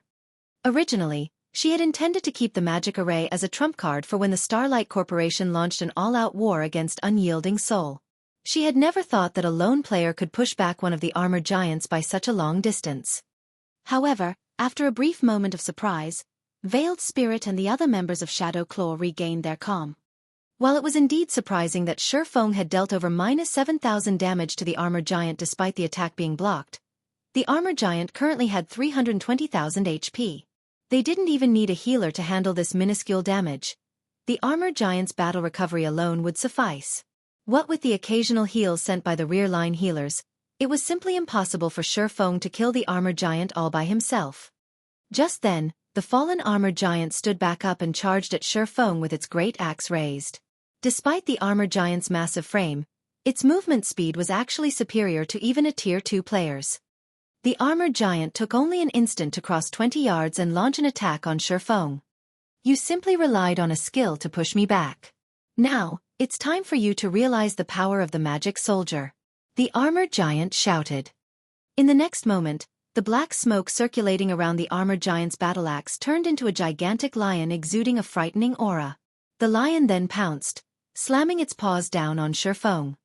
Tier 3 skill, Magic Lion Stomp. At this distance and with the lion's attack speed, Xueqi couldn't dodge the lion's blow. Not daring to be careless, Xueqi met the attack with both his swords. Purgatory Pentaslash. In the next moment, Xueqi's 2 swords met at a single point and slashed at the descending battle axe. Boom! Immediately, dazzling sparks scattered into the surroundings. The ground beneath Xueqi's feet cracked and sank under the immense pressure. After the clash, Xueqi had actually sunk half a meter into the ground with a small crater around him. Meanwhile, a damage exceeding -5,000 also appeared above his head. The difference in strength between the two sides was obvious at a glance. Zero Wings members turned somber at this situation. Meanwhile, Unyielding Heart and Phoenix Rain, who were currently fighting their own battles, were also astonished by this outcome. They had never thought that the armored giants would be that strong. An ordinary expert might not be able to discern the technique Xueqi had used, but they could tell what he had done just now. The general name of the technique was strength combination. It was an extremely difficult technique to grasp and was even more difficult to execute in high-speed combat. Even the slightest mistake in the technique's execution could have the opposite effect. Meanwhile, although strength combination didn't directly double the strength of one's attack, good execution of the technique would still yield a 70% increase in strength or more. Yet, despite having used this technique, Xueqi's strength had still lost to the armored giants by such a large margin. The armored giant's strength was definitely superior to a Grand Lord's of the same level. Its strength is at the peak of Tier 3? Xueqi thought to himself as he eyed the magic soldier before him. Currently, both his hands were numb. He was currently a level 67, Tier 2 sword master. After executing strength combination, his strength should easily rival that of a level 55 Grand Lord. Yet, even with such strength, he was still inferior to the magic soldier before him. While part of the reason for this disparity was the difference in skills used, a large part of the reason was the difference in attributes. If the magic soldier's strength wasn't at the peak of level 55, Tier 3, Xueqi wouldn't have suffered so much damage in just one attack. Moreover, the combat standard of the magic soldier before him was actually at the flowing water realm. The magic soldier had a very accurate grasp of his location. Otherwise, with Xueqi's speed, there was no way that attack could have cornered him and prevented him from dodging. As expected of the leader of a guild. "You really are strong," the armored giant said as he eyed Xueqi. The armored giant then turned to a nearby armored giant and said, "Ape, come over and help me. I want to see how long our dear guild leader here will be able to last against two of us." "Sure thing." The armored giant wielding a great sword nodded.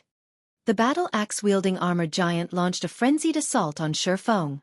Relying on his high HP and defense, the armored giant completely abandoned all forms of defense and simply focused on trading blows with Xueqi. The armored giant named Copper Ape dashed over from over 100 yards away. "Do not let that giant get close to the guild leader. MTs, stop him." Aqua Rose hurriedly instructed. One armored giant was already more than enough to push Xueqi to his limits. If another armored giant joined the battle, the consequences would be unimaginable.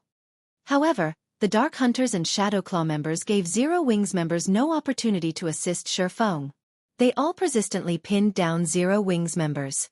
Cola, Turtledove, Yi Wumian, and Fire Dance, players capable of holding their own against the armored giants, were similarly tied up in battle and couldn't move away from their positions for the moment. In the end, Zero Wings members could only watch as the Greatsword-wielding armored giant closed in on Xueqi. Upon seeing that the armored giant named Copper Ape was about to reach him, Xueqi could not help but sigh. Due to the recent dungeon raid, he had already used all his berserk skills, which were still on cooldown. If he could use a berserk skill, even if his strength couldn't rival the armored giant's, he could rely on his techniques to suppress his opponent. Now, however, the disparity in strength was simply too great. "I originally wanted to keep this a secret, but it seems there's no other choice now." Following which, Xueqi used Phantom Kill. Immediately after summoning his doppelganger, Xueqi sent it charging at Copper Ape. "You want to stop me with a measly doppelganger?" Copper Ape sneered. He then swung his great sword horizontally. His attack carried the strength, attack speed, and reaction speed of a Tier 3 player. Even a Tier 2 player would have great difficulty dodging his attack, not to mention a doppelganger controlled by a player. However, as Copper Ape's great sword neared Xueqi's doppelganger, a powerful mana torrent suddenly surged towards the doppelganger. When the great sword got within 3 yards of the doppelganger, its advance halted abruptly, and no matter how much more strength Copper Ape put into his arms, he couldn't push his weapon even an extra centimeter forward. A moment later, Xueqi's doppelganger gave a loud war cry. Its entire body then disintegrated and transformed into a bundle of pitch-black flames. The surging mana gathered madly in the pitch-black flames, causing the flames to flare up. In the next moment, a pitch-black claw covered in scales suddenly emerged from the gigantic bundle of flames. When the claw touched the ground immediately shattered and sank. Once the flames subsided, a 5-meter-tall dragon covered in pitch-black scales appeared in everyone's vision. Roar! Immediately after appearing, the black dragon let loose a powerful roar that echoed throughout the wetland forest, the horrific aura it released stifling the breath of every player on the battlefield. A dragon?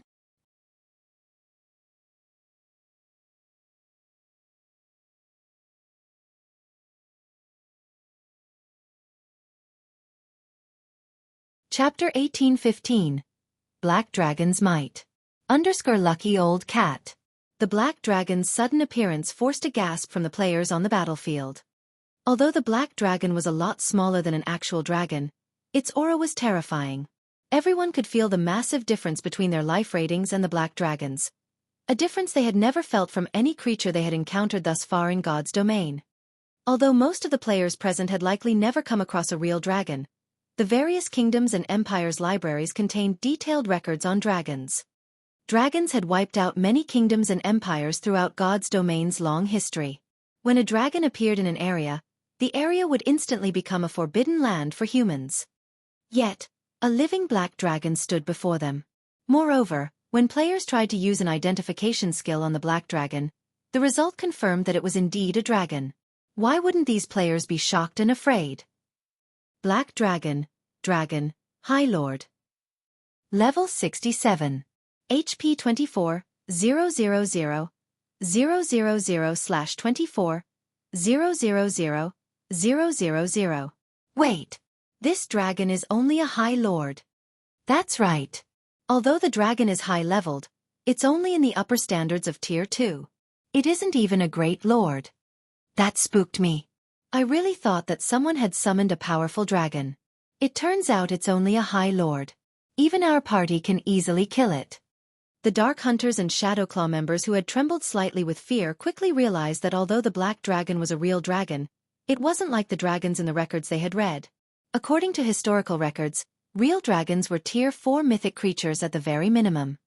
If such a dragon actually appeared before them, they'd likely run for their lives. None of them would have dared to linger. But since this was only a High Lord, the Adventurer Team's members discarded their worry. They had slain countless High Lords, including High Lord-ranked archaic species. And here I thought you had summoned some kind of amazing monster, but it's just an immature dragon. Copper Ape said, revealing a confident grin as he swung his great sword at the Black Dragon. Scram! The black smoke around the great sword formed a crescent as it sliced towards the Black Dragon. Tier 3 skill. Explosive Slash. The crescent energy beam tore through space itself as it moved. From afar, it looked as if the crescent beam had just cut through a sheet of black paper. The attack's immense aura was even stifling to nearby players. Just before the crescent beam devoured the Black Dragon, the creature extended a scaled claw to meet the attack. Pitched black flames then emerged and enveloped the massive claw. When the crescent beam crashed into the flaming claw, it seemed as if the beam had slammed into an adamantine wall. Not only had the attack abruptly halted, but the Black Dragon's claw also remained unharmed and stationary. Following which, the Black Dragon lightly pinched the crescent beam. Pang! Suddenly, the crescent beam shattered and dissipated as if it had never existed. That is impossible. Shock filled Copper Ape's gaze as he watched his target nullify his explosive slash. He had just executed a Tier 3 skill. With his current strength and physique, he could easily suppress a Great Lord of the same level, much less a High Lord. He had believed that, in the worst-case scenario, his attack would shake the Black Dragon slightly. Yet, the High Lord-ranked Black Dragon before him had forced his attack to a stop. Moreover, the Black Dragon had shattered his Tier 3 skill. How could such a thing be possible? What's up with that Black Dragon? How did it receive that kind of attack without taking any damage? Veiled Spirit, who watched from afar, stared with wide eyes. So, this is a dragon's power? Unyielding Heart and Phoenix Rain were similarly thunderstruck when they saw the Black Dragon shatter the energy beam with a pinch. They could be considered quite knowledgeable about dragons, but even they were surprised. Now, they fully understood why dragons were destruction incarnate. Sure enough, a dragon's strength is really amazing. As Surephone controlled his doppelganger, he could feel an inexhaustible power course through his entire body. He then turned to the magic soldier before him and said, "Your strength should be at the peak of Tier 3. Unfortunately, you're not a high enough level. Otherwise, you would have posed a threat. Since you've finished your attack, it's my turn." A dragon was invincible among creatures of the same tier. Even though the Black Dragon was only a High Lord, it was still a level 67 High Lord. In addition, the Black Dragon's life rating was incredibly high. It gained a massive amount of attributes with each leveled up. Meanwhile, the player before him was only level 55. With 12 additional levels, even a player's strength would undergo a qualitative transformation, not to mention a dragon. The level 67 High Lord ranked Black Dragon was already more powerful than a level 55 Great Lord ranked Black Dragon, and since dragons were invincible among the same tier, how could a tier 3 magic soldier possibly be a match for such a creature? Furthermore, the magic soldier was an ancient weapon only meant to deal with high-tiered monsters. Before a true dragon, a magic soldier was garbage. When Xueqi finished speaking, he controlled the Black Dragon to open its maw and inhale a mouthful of air. A gigantic magic array then formed before the creature, gathering a massive amount of mana. A moment later, the Black Dragon released a deafening roar. Dragon Breath. Immediately, pitch-black flames devoured Copper Ape, extending up to 200 yards away from the Black Dragon. In the blink of an eye, a huge portion of the battlefield transformed into a fiery hell. Agonized screams echoed across the field as streaks of white light rose from the fiery hell. A single breath attack had burned over 100 players to ash. Once the flames dissipated, a huge divide tore the ground, forming a far more frightening hole than the one glorious Will's myth of light had created. Even Xueqi, who was responsible for the attack, was surprised by the power of the Black Dragon's dragon breath. While the magic soldier before him was still alive, the armored giant had less than 100,000 HP remaining. The magic soldier's tough, black armor sported visible cracks. The battlefield had become deathly silent after witnessing the Black Dragon's horrific power. When Copper Ape gazed at the monster before him, fear filled his eyes. However, before Copper Ape could respond, Xueqi controlled the Black Dragon to pounce on and attack the gigantic player with a claw swipe. When the Black Dragon's claw slammed into Copper Ape's helmet, the player fell on his side, shattering the armor piece. Copper Ape instantly lost over 30,000 HP. Flames then erupted on the Black Dragon's other claw before the monster thrust it into the magic soldier's armored chest. The flaming claw penetrated the armor like a hot knife through butter, and Copper Ape screamed in pain as the Black Dragon's blazing claw thrust into him. Flames devoured Copper Ape's entire body, his remaining 44,000 HP plummeting. In the blink of an eye, Copper Ape's HP vanished, his body transforming into fire before it vanished. When the flames eventually subsided, only a deep crater remained.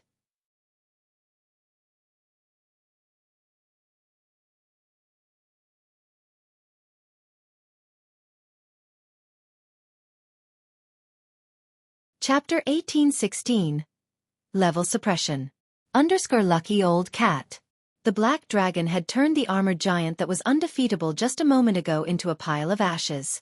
This scene caused the Dark Hunters and Shadow Claw members to fall into a daze. Many seconds later, they still couldn't wrap their minds around the fact that a magic soldier got killed. In contrast, Zero Wings members were ecstatic. Amazing! All hail the guild leader. The powerful Black Dragon rekindled the Zero Wing members' hope of victory. With the Black Dragon's strength, the remaining 9 armored giants would be no problem. As for the other dark players, these people had been at a disadvantage previously. If not for the armored giants' interference, both the members of Dark Hunters and Shadow Claw would have long since been crushed already. So, this is the trump card Black Flame has been hiding all this time? Unyielding Heart could not help his shock at the defeat of one of the armored giants. He had never thought that Zero Wing actually possessed such a powerful foundation. The guild was revealing one trump card after another, each one more amazing than the former. Although the Black Dragon summoned was only a High Lord, the strength it displayed was far superior to an ordinary High Lords of the same level. How is this possible? A somber expression appeared on Veiled Spirit's face the moment she saw Copper Ape die. Had the Black Dragon spent a lot of time to defeat Copper Ape, she could have accepted this defeat. However, the battle had been so decisive that she simply couldn't. Copper Ape's combat power as a magic soldier was at the peak of Tier 3, yet he had been overwhelmed, unable to retaliate. For a moment, Veiled Spirit even doubted the authenticity of the magic soldier she was looking at. "Commander, what should we do now?" The female cleric standing beside Veiled Spirit asked hurriedly when she saw the Black Dragon charging toward the other magic soldiers. "Everyone, listen up. This Black Dragon is a summoned creature. As long as we kill its summoner, the black dragon will automatically disappear. Everyone, gather up and prioritize killing Black Flame. Veiled Spirit commanded hurriedly. In God's domain, most summoned creatures shared a common weakness, which was their summoner. Now that the black dragon was proven to be an unstoppable existence, their only hope of getting rid of the menace was to kill Black Flame, its summoner. So long as they killed Black Flame, they would regain the upper hand in the battlefield. After hearing Veiled Spirit's words, the Dark Hunters and Shadowclaw members reacted quickly, staring fiercely at Xueqi. Previously, they had been too shocked by the black dragon's prowess and had forgotten about the fatal flaw of summoned creatures. However, now that they had snapped out of their daze, they promptly charged at Xueqi one after another.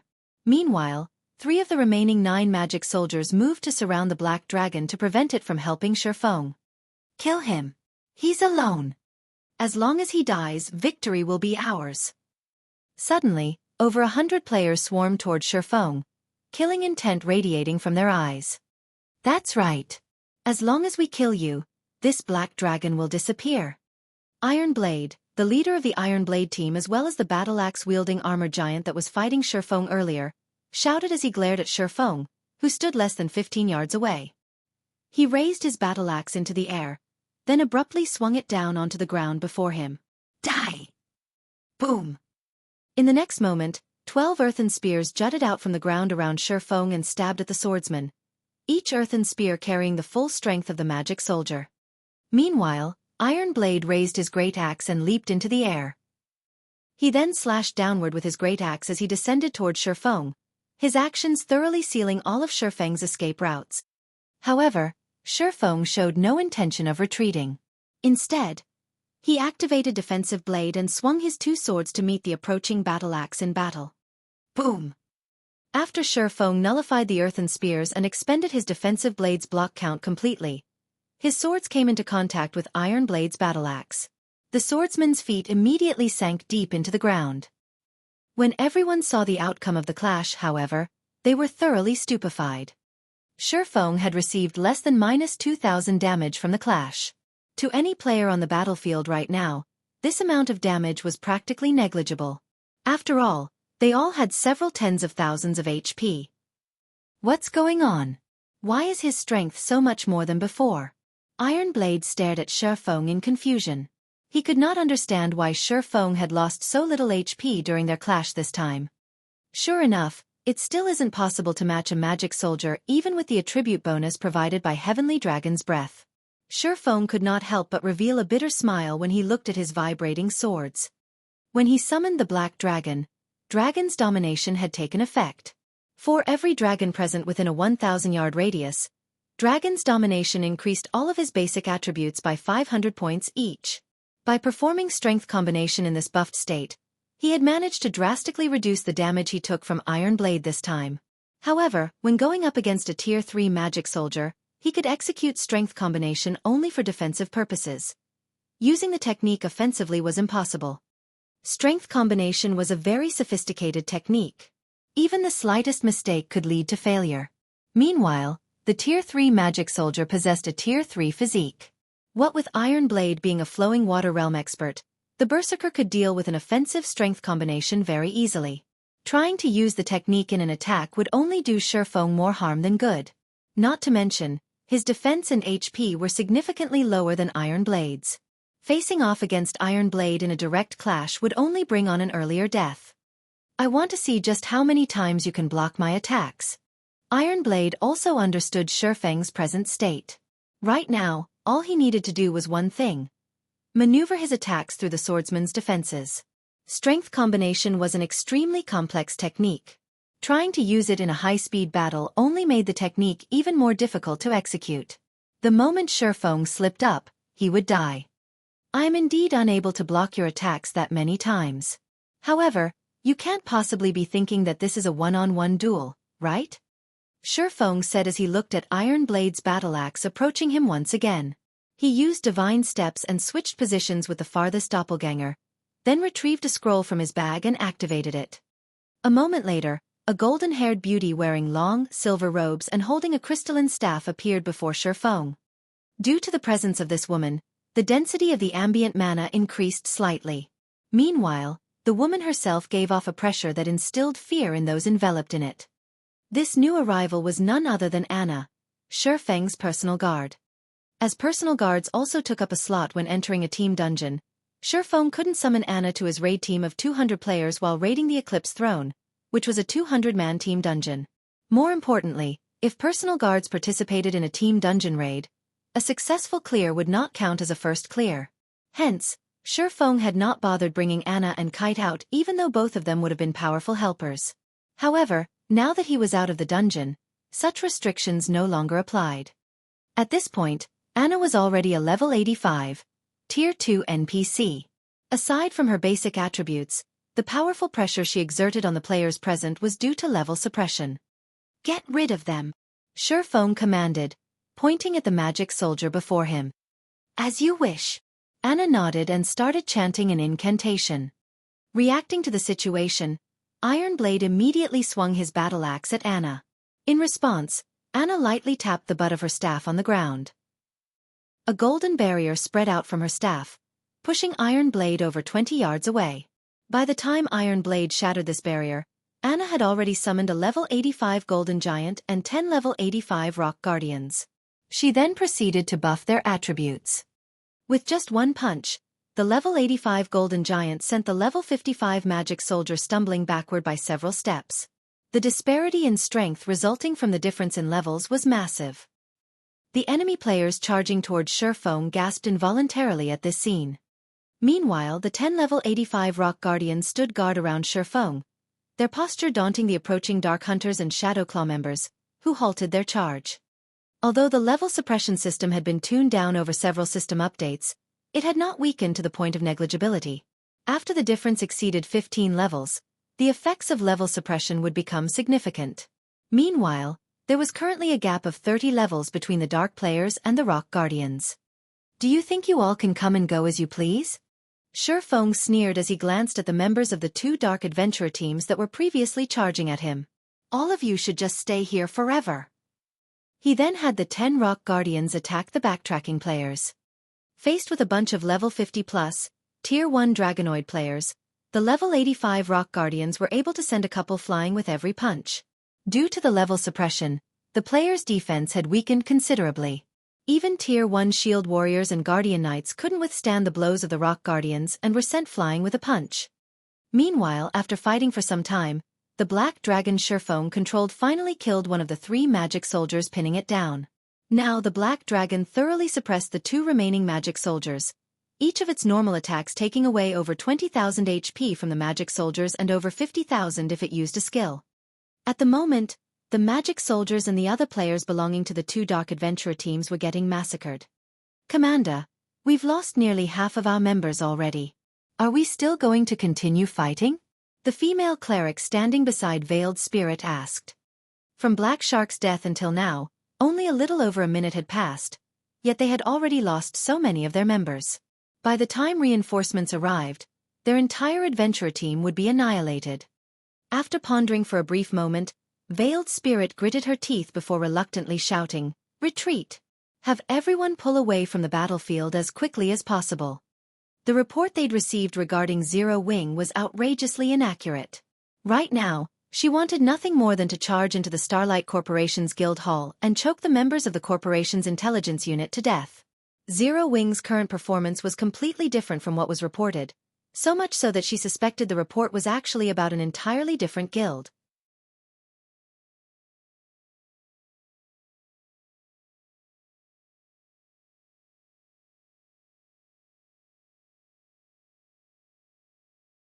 Chapter 1817.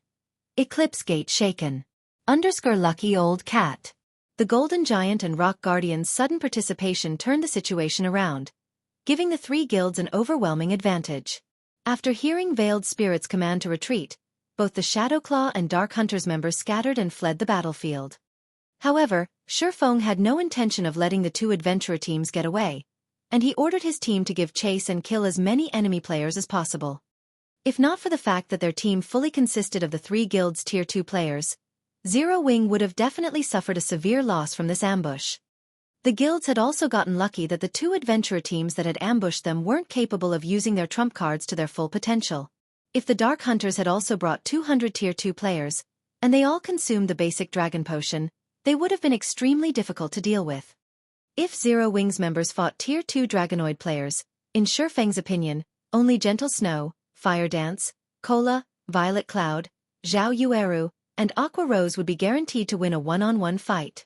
Everyone else would have a 50% chance at best. Shadow Claw's magic soldiers shouldn't be underestimated, either. Unless one amassed a large number of magic soldiers, they wouldn't be able to exhibit their abilities in full. 10 magic soldiers simply weren't enough to display their true power. Magic soldiers would only be able to activate the magic arrays on their armor when 100 stood together. If those magic arrays activated, the 100 magic soldiers could even trample over 20 Tier 4 mythic monsters of the same level. At one point in the past, 100 magic soldiers had joined a battlefield of Tier 2 players. The magic soldiers had been killing machines, allowing a first-rate guild to fend off a sieging superpower and defend its town successfully. When players fought each other in God's domain, it was practically impossible for one side to push the other to the brink of extinction in a single battle. After all, the world of God's domain was not reality. Players could resurrect after dying.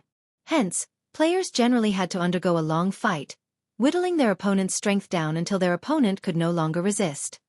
Although it was impossible to exterminate the adventurer teams, now that the two adventurer teams had scattered and run, Xueqi needed to do everything in his power to weaken the adventurer teams. This way, it would take the two adventurer teams a lot more time to recover. However, after the removal of Dark Precinct, it became extremely difficult to catch up with the escaping Dark players.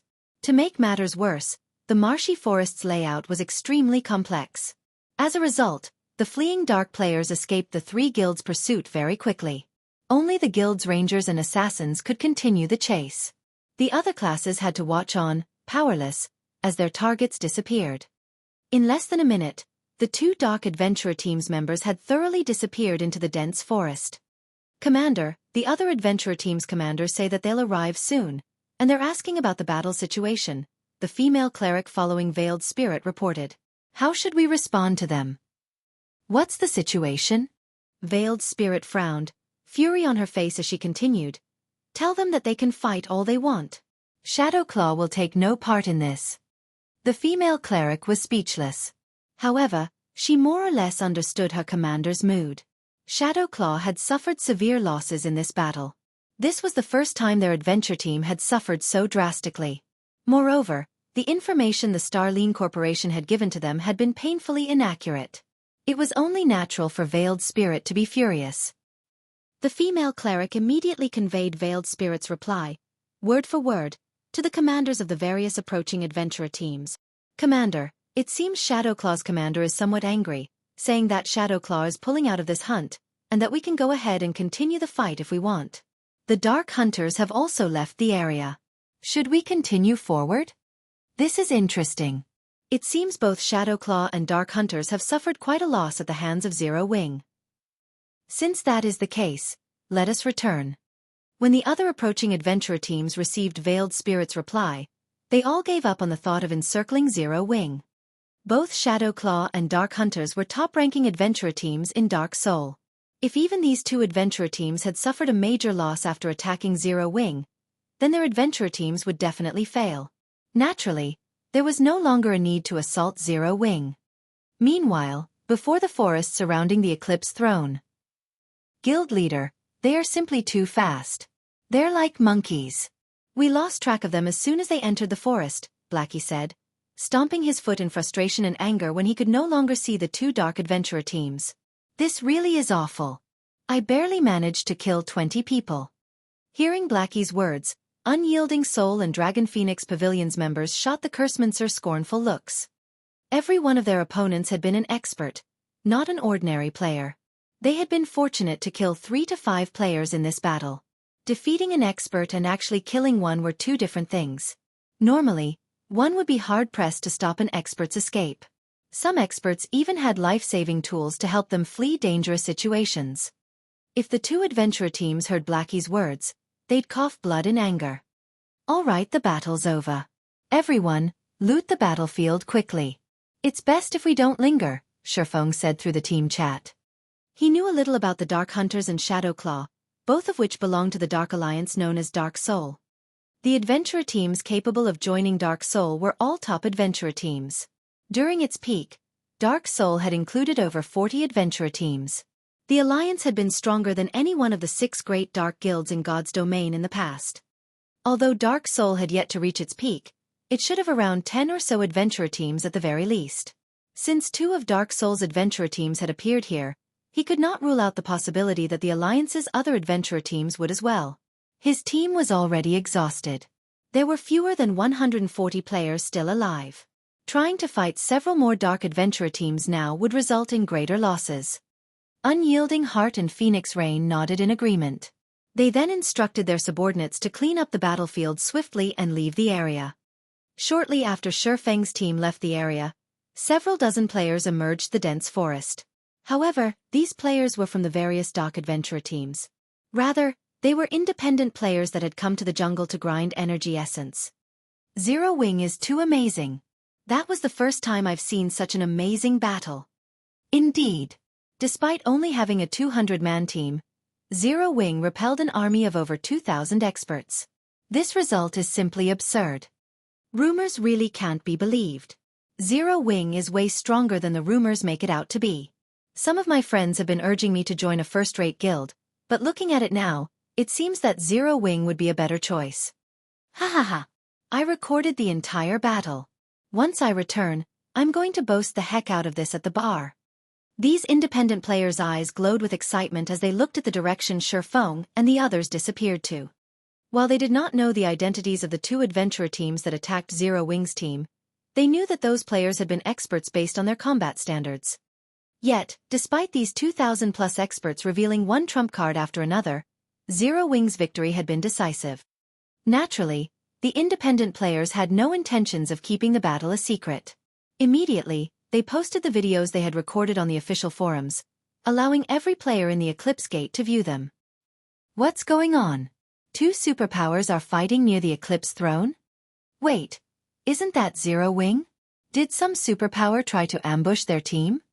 Zero Wing's gentle snow is so strong. She killed nearly 100 people in one hit. When the public saw the independent players' video, their blood boiled with excitement. The standard of the battle between Zero Wing and the 2 dark adventurer teams was unprecedented. The battle had completely shattered their understanding of guild wars. Other kingdoms' independent players, in particular, gained newfound recognition of Zero Wing. They had never thought that Star Moon Kingdom's ruling guild would be so powerful. News of this battle also reached the various major powers' intelligence members. These intelligence members relayed the information to their respective upper echelons immediately.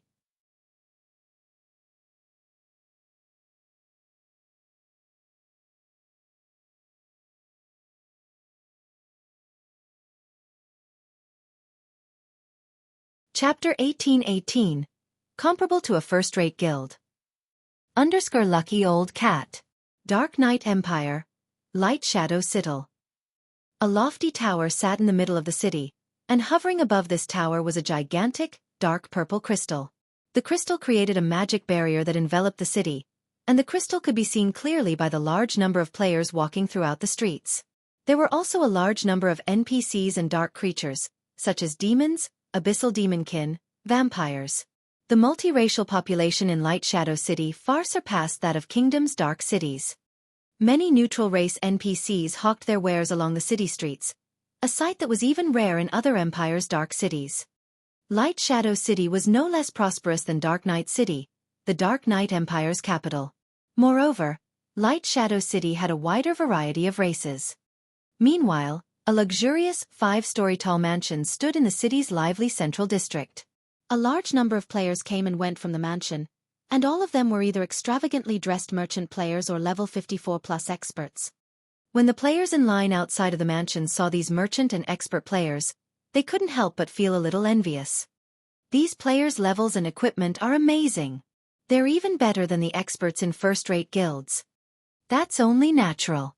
Although Dark Soul is an alliance, not a guild, it periodically raids team dungeons. The Alliance also frequently plunders the various large guilds' elite teams and main forces. Of course, its members have excellent weapons and equipment. Moreover, despite such banditry, the various large guilds are utterly powerless to do anything about it. For example, one first-rate guild went all out to deal with Dark Soul, but in the end, the Alliance had annihilated its army, and the guild was eventually forced to disband. That's right. It was due to that success that Dark Soul is holding a mass recruitment. When I heard about it, I dropped what I was doing and came here. It would be great if I could join the Alliance. If we get to join Dark Soul, we'll be able to move through the Dark Knight Empire and the several neighboring kingdoms unhindered. Even the various dark guilds will have to treat us with respect. In addition, if we join one of the top 5 adventurer teams after joining Dark Soul, such as Shadowclaw, the Copper Eagle Kingdom's #1 Dark Adventurer team, or Dark Hunters, which has recently become famous in the Dark Knight Empire, will be set for life. I hope I can get into one of the top 5 adventurer teams, too. It's a pity that the requirements are extremely high. At the very least, you'll need to reach the Trial Tower's 6th floor or reach the 5th floor's late stage and have a specialty. The several thousand dark players outside of the mansion quietly discussed their desire to join Dark Soul. In the Dark Knight Empire and its several neighboring kingdoms, Dark Soul enjoyed a status rivaling that of super first-rate guilds and super guilds. Moreover, unlike most dark guilds and dark adventurer teams, Dark Soul wasn't afraid of a confrontation with the various large guilds. It even dared to challenge 2 super first-rate guilds simultaneously. To dark players, who were always forced into hiding, this was a freedom they hungered for. Now that Dark Soul was recruiting members, independent dark players like themselves couldn't miss this opportunity. Meanwhile, inside an office on the mansion's topmost floor, a young man stood by the office's window. As the young man observed the independent players outside of the mansion, a grin spread across his face. This man was none other than Tigerbreaker, Dark Soul's Alliance Master. Alliance Master, since we announced the recruitment, over 2,000 players have passed our test already. In addition, over 30 well-known adventurer teams have applied to join us. With these new recruits, once we receive the resources the Starline Corporation promised, we'll be able to nurture 2 or 3 well-equipped expert legions quickly. A level 55 male elementalist wielding a withered wooden staff reported. Good. Pathless, you've done well this time. As long as the other adventurer teams deal with Zero Wing, we won't have any problems acquiring the promised resources, Tigerbreaker said, smiling. Alliance Master, you can rest assured. I've heard that Black Shark and the others have discovered the whereabouts of Zero Wing's upper echelons. The Dark Hunters and Shadowclaw have already left to set up the ambush. I believe Zero Wing will suffer severely. Once we receive the confirmation, the Starline Corporation will definitely be satisfied with our performance and pay us a portion of the agreed resources up front, the level 55 elementalist named Pathless said, smiling. Once the Starline Corporation delivered the promised resources, Dark Soul would become the Dark Knight Empire's Dark Overlord. Once it achieved that goal, Dark Soul could then secure its sovereignty over all of God's domain's dark forces. While Tigerbreaker and Pathless conversed, Pathless received a message. After reading it, however, his complexion paled. Has something happened? Tigerbreaker asked curiously when he noticed Pathless' gloomy expression. I just received a message stating that the adventurer teams that went to Star Moon Kingdom to deal with Zero Wing are preparing to return, Pathless said. Return? They've dealt with Zero Wing already? Tigerbreaker could not help his surprise. No, that's not right. Zero Wing is a large guild, comparable to a first-rate guild. It is impossible to deal with it so quickly. What happened? Zero Wing has dealt a heavy blow to the Dark Hunters and Shadowclaw. Both adventurer teams have lost over half of their people. According to Veiled Spirit, the information Starline provided was horrendously inaccurate. The Zero Wing they encountered was an entirely different guild than what the reports had mentioned. Due to this unexpected development, the various adventurer teams' commanders have decided to return to Light Shadow City and discuss the matter further. Pathless said quietly. How is that possible? That's Dark Hunters and Shadowclaw we're talking about. They simply left to deal with Zero Wing's main force. How could they possibly lose? They even lost over half of their teams. Tigerbreaker stared at Pathless in shock. Also, what does Veiled Spirit mean that Zero Wing is a different guild? Alliance Master. These are the battle videos some of the players had recorded. Why don't you take a look? The situation confused Pathless as well. Following which, he forwarded the videos he had received from his subordinate to Tigerbreaker. Battle videos? Tiger Breaker began to examine the videos after he received them. The first video showed the 2,000-plus members from the Dark Hunters and Shadow Claw adventurer teams using trump cards that even surprised Tiger Breaker. Another video showed a female berserker killing Black Shark in a matter of seconds. Said female berserker had also killed nearly 100 players with one attack. The final video showed Shurfeng summoning a black dragon and killing a magic soldier in just a few seconds. The swordsman had also summoned his personal guard, rampaging and slaughtering the two Dark Adventurer teams and forcing them into a disadvantageous position. This is Starlene's so-called comparable to a first-rate guild? Tiger Breaker's face flushed with anger as he watched the videos. Are Starlene's intelligence members sleeping on the job? How is this comparable to a first-rate guild? A first-rate guild's main force can wipe out two of Dark Souls' top-ranking adventurer teams. Pathless, contact Lu Xinglua and tell him that if he wants to get rid of Zero Wing, he'll have to triple the pay we agreed on. Otherwise, this transaction is over. Understood.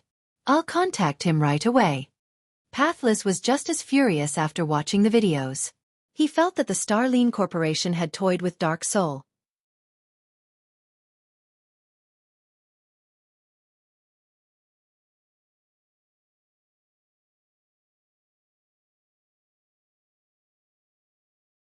Chapter 1819, Advanced Smithy Dark Knight Empire, Dark Knight City.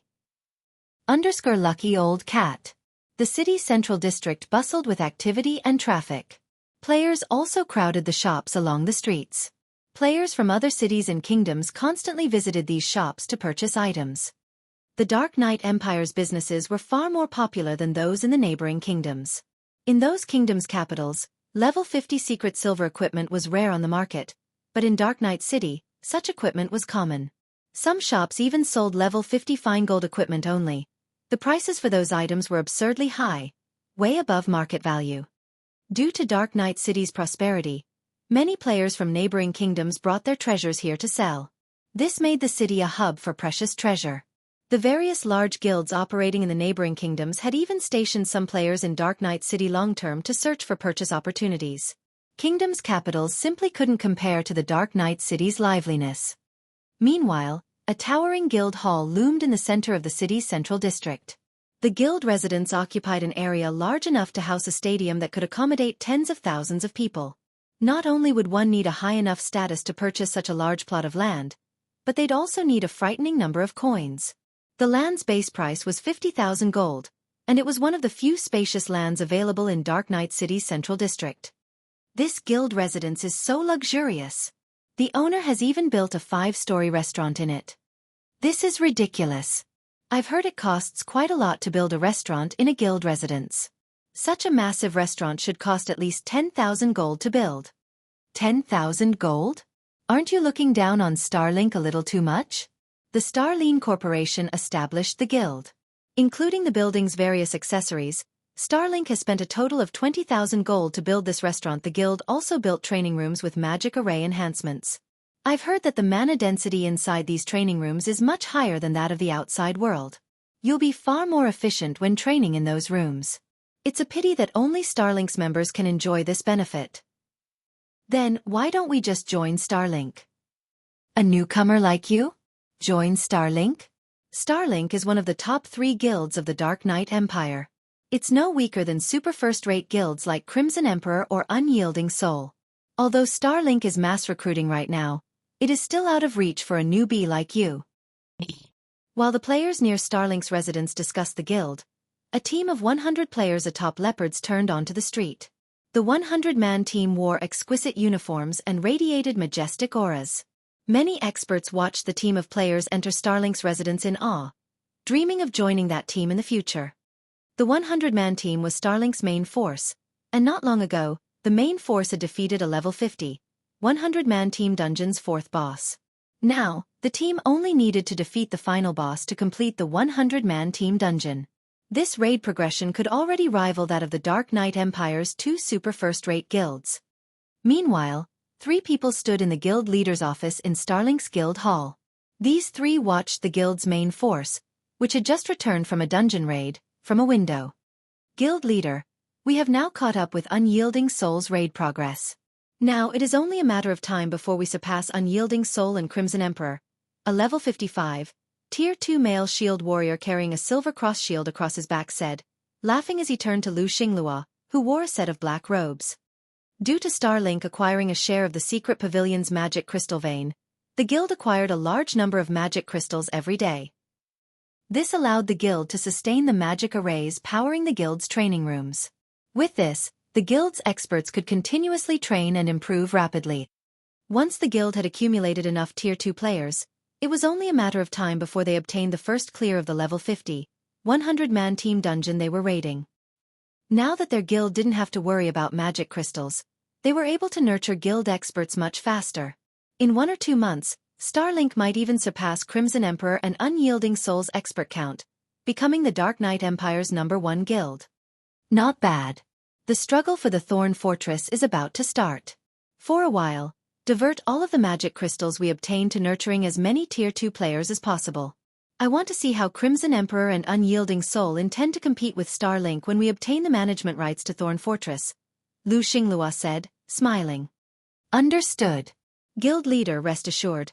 I'll make sure that we have more Tier 2 experts than Crimson Emperor and Unyielding Soul by the time the struggle begins, the shield warrior promised. As Lu Xinglua was about to discuss their plans for the struggle over Thorn Fortress, he received a message notification. A message from Dark Soul? Lu Xinglua muttered when he noticed the sender's identity. By the time he finished reading the message, his expression had darkened. Have the people from Dark Soul gone mad? They're actually tripling their price to deal with a small guild like Zero Wing. Guild leader, we just received a message as well.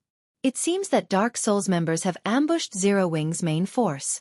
However, Dark Soul's members suffered a disastrous defeat and lost over half of its numbers. I suspect that this has something to do with their new demands. Dawn Webb, a level 55, Tier 2 female elementalist and the third person in the room, explained. You're saying that Dark Soul tried to ambush Zero Wing, but the guild turned the tables on them? For a moment, Lu Xinglua thought he had heard wrong. How is that possible? It's true. Some people have posted the battle videos on the Eclipse Gate's official forums.